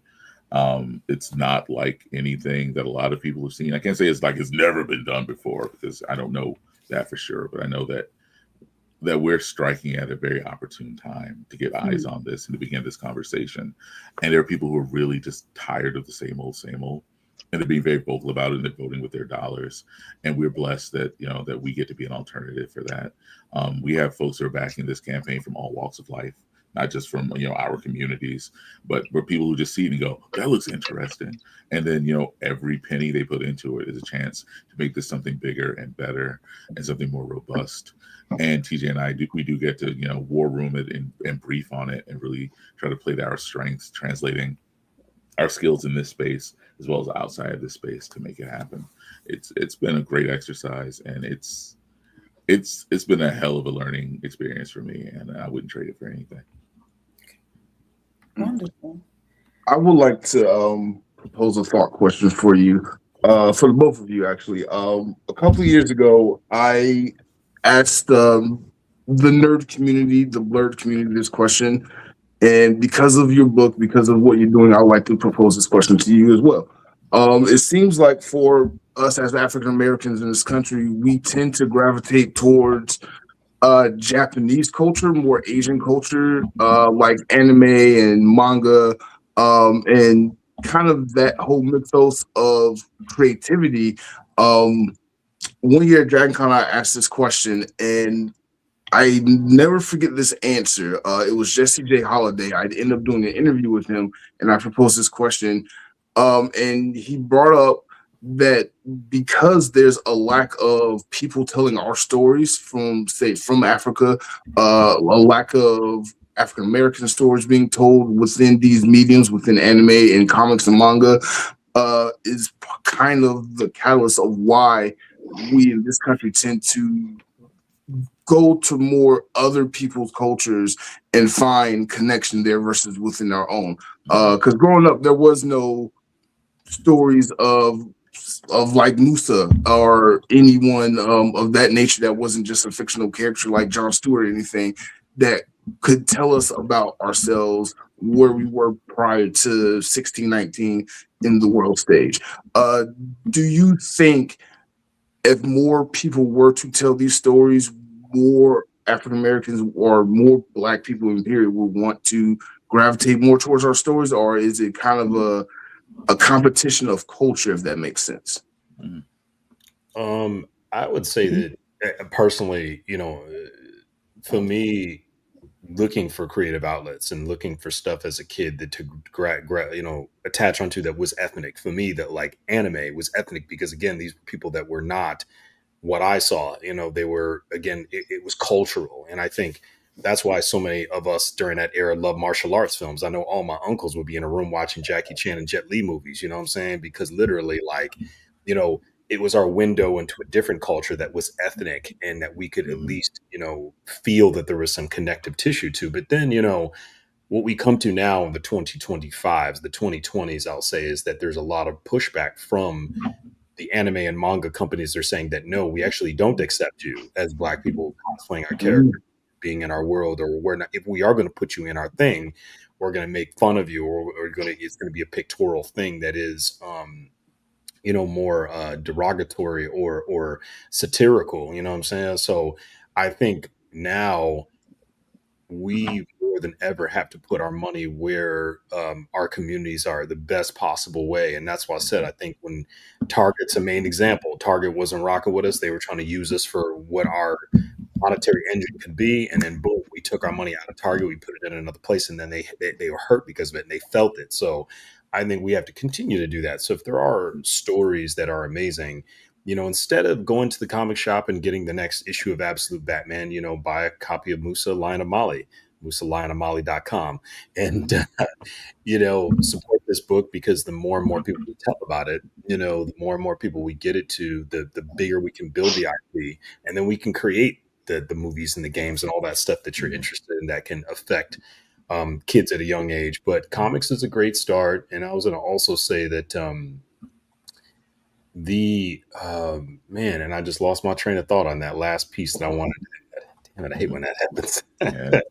But yeah, good day. Go ahead, man. No, I was going to say I second everything you say, and also tell the story. I got in trouble at a con not too long after Black Panther came out, because I was on a panel and I said that I would be happy to never have another Black Panther comic or movie if it meant Black people owned our image. And I got booed by a room full of Black people for saying that. And I still stand by it. Like I said, you should own the image of your gods. You should own your perception of yourself, as well as have control on the reins of how people perceive you. As a bona fide Black weeb my entire life, as a guy who's loved anime and manga, who's loved that Japanese stuff, I agree with everything TJ said. I'll also second it by saying we also tend to gravitate towards that stuff because they bite off of us first. Like when you are entering into a culture from the outside and you start seeing things that look familiar, you tend to stick around a little longer. And so I defy anyone who's ever watched an anime like Samurai Champloo to not understand why Black people rock with it. Like, that's just what it is. Like, you can't watch Yu Yu Hakusho. All they talk about is the drip and all that. Like, there's so much swagger that is just picked off of people in the diaspora and dropped into Japanese and Asian culture in general. And then we're often told, well, this space isn't for you. I was like, then why'd you copy it? Bruce Lee was famous for acting like all the Black dudes he hung out with. And that translates to us rocking with Bruce Lee in his movies. Like, yes, it was real fun to watch him be damn near superhuman on film, but his social circles was us. There's a give and a take there. The issue is that there are folks who want to pretend that there's no give and take, that one culture doesn't feed the other and vice versa. Like, we look at Dragon Ball and go, Piccolo's the best Black dad in fiction. Right. Exactly. And we say that, and because it's true. But at the same time, Piccolo's just a green vegetable man from another planet whose dad or half self was like Satan or whatever. But they go, this isn't for you. And I'm like, huh? I saw something this week where a young Black cosplayer, a young female cosplayer, got into it online because a random white dude told her that she couldn't be the main character from Dandadan because that character is white. Never mind that in the story, the girl is a brownish skinned Japanese girl, a gyaru. She is pointed out in the story and often made fun of in the narrative, even for being a darker skinned Japanese girl. But this Black girl can't play her because the character's white. But then this becomes a conversation of why do so many characters in anime look like white people? Why is it that every major anime has a half German girl like Asuka Langley Soryu from Neon Genesis Evangelion? Like, there's a lot of nuance to it beyond just like Black people don't like being Black. No, we love being Black. That's why we find it everywhere we go, and we stick around when we find it.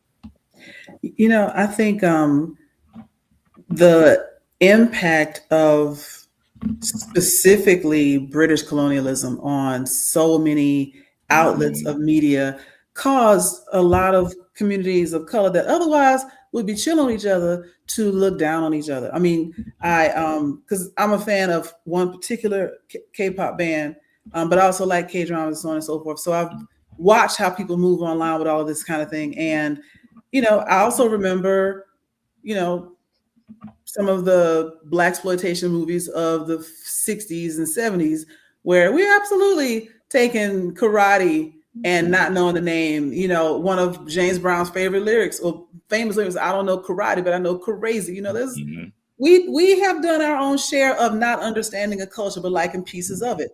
I think specifically Black American culture is a baseline for a whole lot of things, but Black American imagery, to your point about owning your image. I love the Black Panthers movies, but I get what you're saying.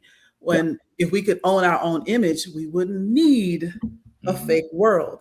you know, and seeing people he would say love our rhythm, but don't want our blues, so on and so forth. But the images that they've been seeing, I know specifically several Nigerians that their image of Black Americans before they came here was like New Jack City and don't be a menace to South Central, don't be a menace to society, right?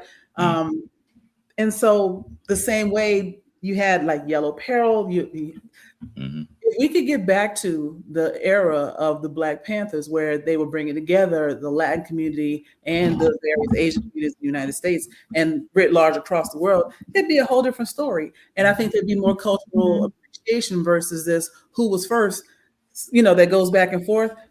We know who was first. But I mean, aside from that, I do think that all of us have a colonial mindset that has to be removed, deprogrammed, however you want to think of it, before we can really, really be free.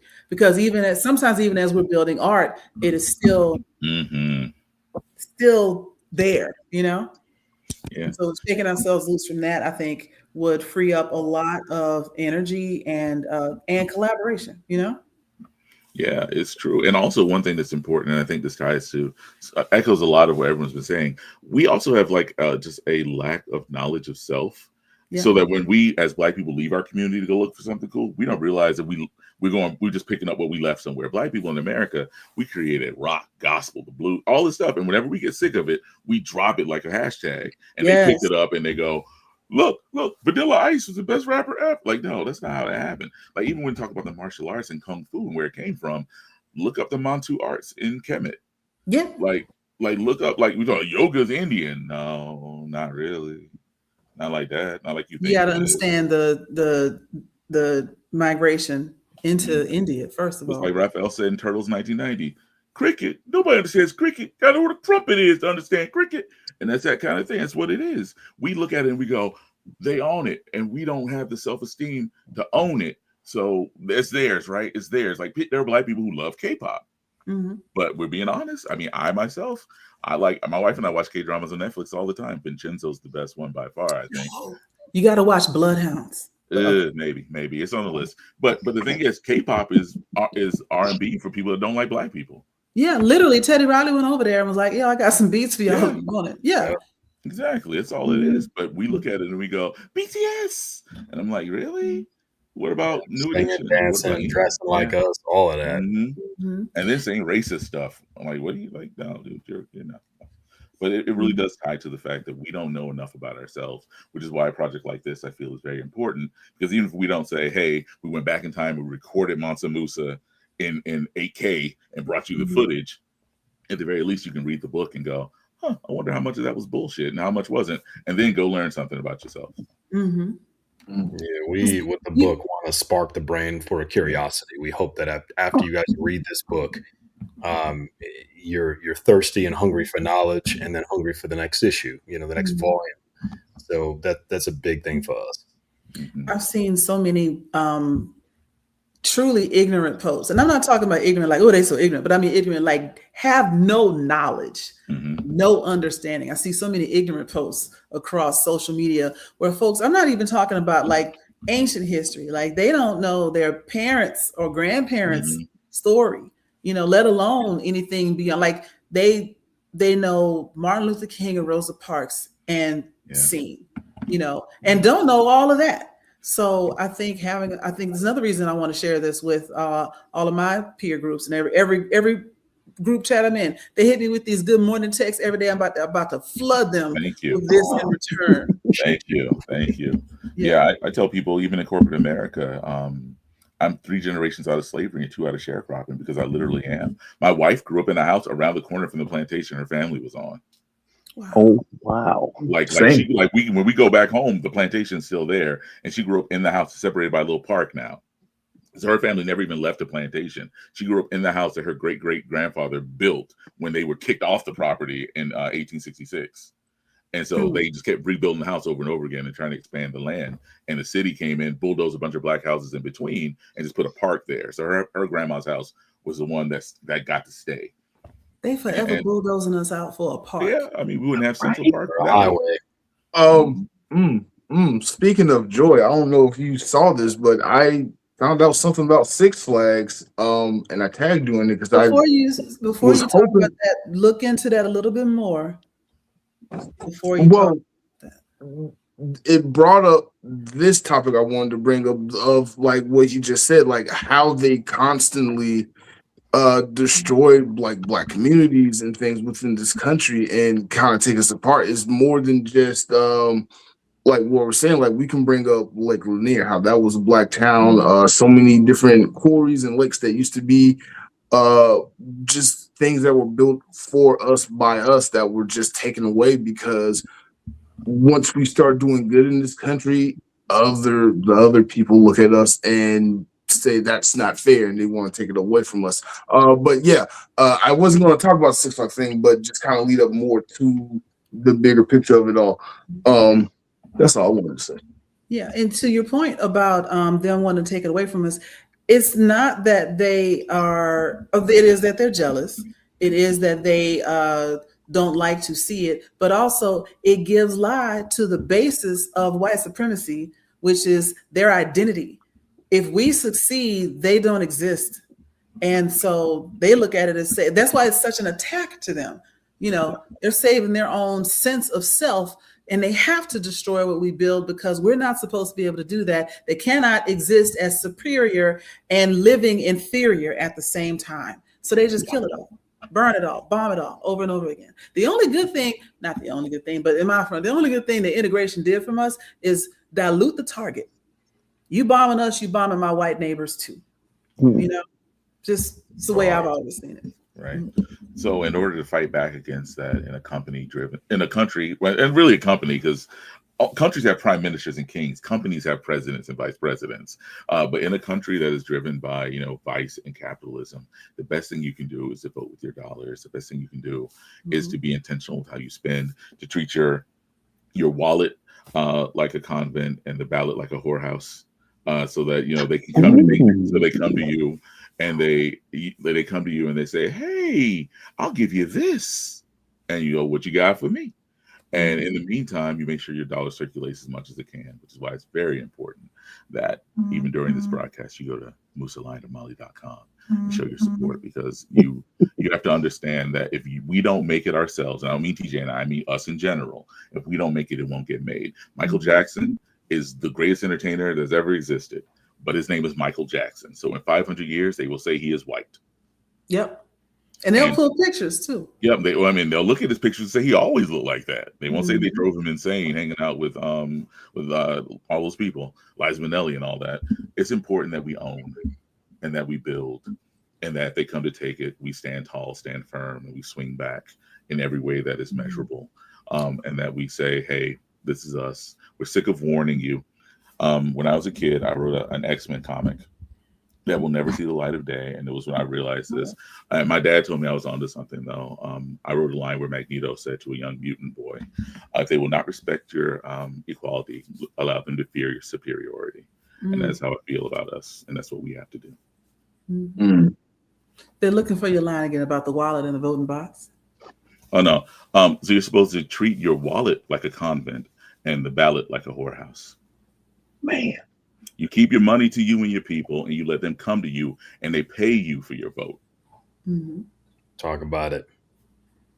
That's why, guys, when you're at Comic Cons and when you're walking around, resist the urge to buy another print of Spider-Man or to some licensed character that fattens the wallet of somebody else or their own company, and make it a point to rock with your people. And it's one of those things. When I'm at a con, I literally buy books from every black and brown person I can find. That's usually what I spend all my money on. And I have a library shelf filled with stuff, art books, mangas, comics, graphic novels, everything I can get my hands on. I buy regular prose fiction novels. There's so many great people out there making really cool stuff right now. And it's like a kind of a renaissance of sorts of creativity, this explosion. Everybody who was building and creating and cooking stuff up in the lab during the pandemic and like, hey, I want to put this thing out. I want to try this thing. I've got this time in my hands. It was really a blessing in disguise to have that time back. And, that's why I said, resist the urge check what we got going on. MusaLionofMali.com. This book is fantastic. It's really a love letter to the diaspora, but it's entertaining. It's beautiful. It's fun. The artistry, the story, the intention behind it is something that you guys are going to get inspired by. You're going to love, and we are very, very excited to share this with you. So you said that was MusaLionofMali.com. Was that it? Yeah, so MusaLionofMali.com is going to direct you right to the Kickstarter. I've said it so many times it blurs into one word. But yeah, MusaLionofMali.com brings you right to the Kickstarter, forwards you to the main Kickstarter page. I could give you the whole Kickstarter link, but no, this is good enough. It's hard to remember. That's why we created the URL to go right to that page. So you'll have everything in Musa in one click. I wish more creators would do that, because I see a lot of Kickstarters where they give you, the complete Kickstarter.com / whatever. I'm like, look, I'm not going to remember that. You need a shorter URL. Yeah, listen, I came up with this idea solely to just circumvent, Facebook's algorithm, because when you first were doing Kickstarters, like during the pandemic, you could put the whole link and people would get it, click on it, take them right there. But like now when you put links, they hide the post. They don't make sure people don't see it. So you have to share it a million times, or that's why everybody puts it in the comments now. But the hack was putting the website link. And I think they figured that out too. So it's like, there's always trying to stay a step ahead of like what these platforms are on, because they don't necessarily want us to make money on the free. Not without them making money too. Yeah.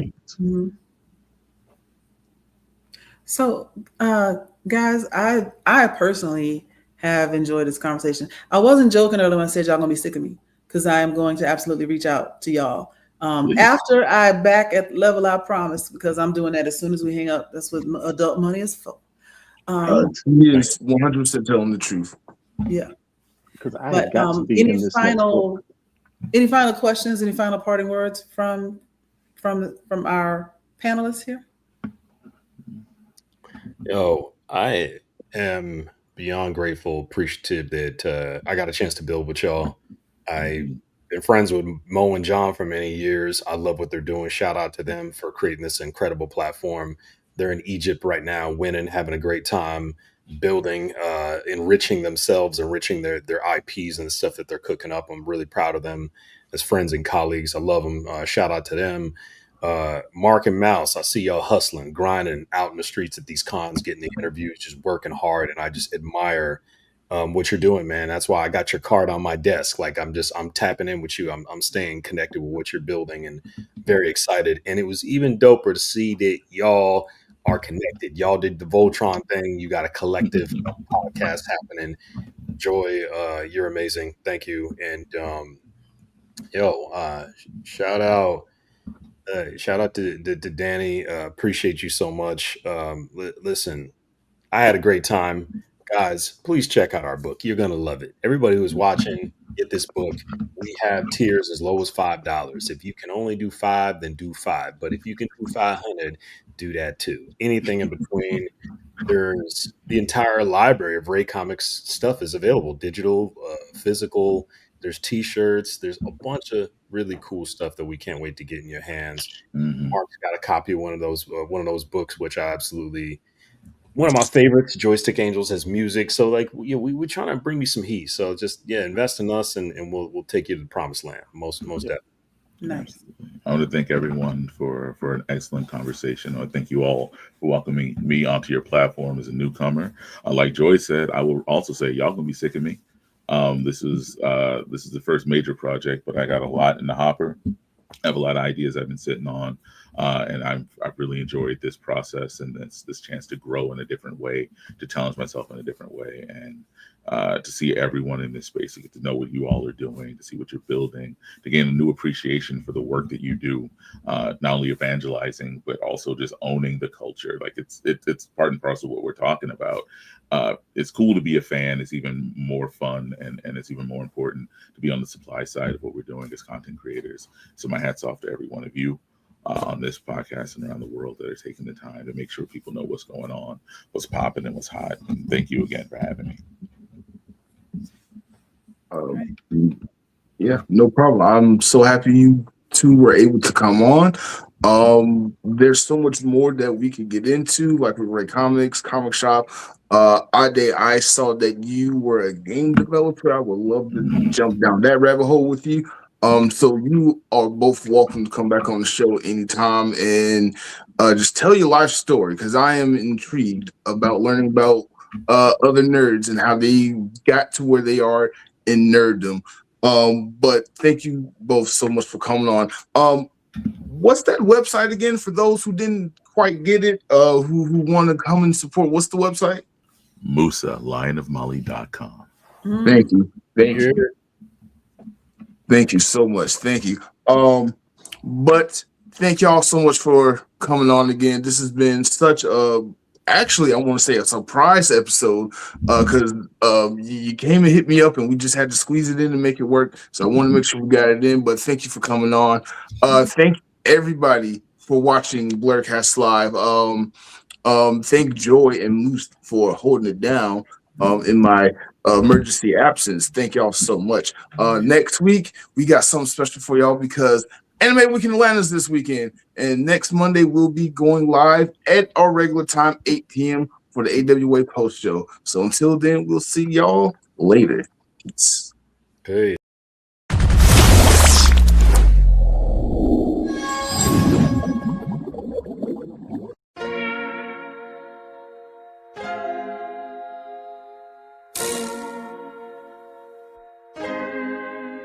So many stories left to tell, even if we have to ourselves. Can't keep history on the shelf. If they won't tell it, we will. If this the land of the free, it was a freedom then, when they annexed Hawaii and called it Cedar Lands, without any type of payment and no signing off. Called themselves a republic in 1894. 1.2 million acres overtaken from the native Hawaiians. When they resisted, the West retaliated in violence and erasure. The Hawaiian language was banned as part of colonialism's plan to expand, yeah. Stuck between a rock and a hard place. Multiple bombings of Kaho'olawe. As a part of their ongoing war with Asia, used it as a place for target practice. No consent or compensation. Colonizers call for annexation. No work out for all the locals. School will never let you know. So many stories left to tell, even if we have to ourselves. Can't keep history on the shelf. If we won't tell it, we will. Too many stories left to tell, even if we have to ourselves. Can't keep history on the shelf. If we won't tell it, we will. We will. So if we put Hawaii into perspective, well, Black and Asian history is interconnected. Considering the fight with the Pacific, then of course, versus Asia, they was treated as a middleman for war, but didn't let the Western colorism run its course, cause dark skin was a sign of dignity to core. The land was taken in the name of capitalism, when prior to it was an actual kingdom. Clap back at the system. Stuck between a rock and a hard place. Multiple bombings of Kaho'olawe. As a part of their ongoing war with Asia, used it as a place for target practice. No consent or compensation. Colonizers call for annexation. No work out for all the locals. School will never let you know. So many stories left to tell, even if we have to ourselves. Can't keep history on the shelf. If we won't tell it, we will. Too many stories left to tell, even if we have to ourselves. Can't keep history on the shelf. If we won't tell it, we will. So many stories left to tell, even if we have to ourselves. Can't keep history on the shelf. If we won't tell it, we will. Too many stories left to tell, even if we have to ourselves. Can't keep history on the shelf. If we won't tell it,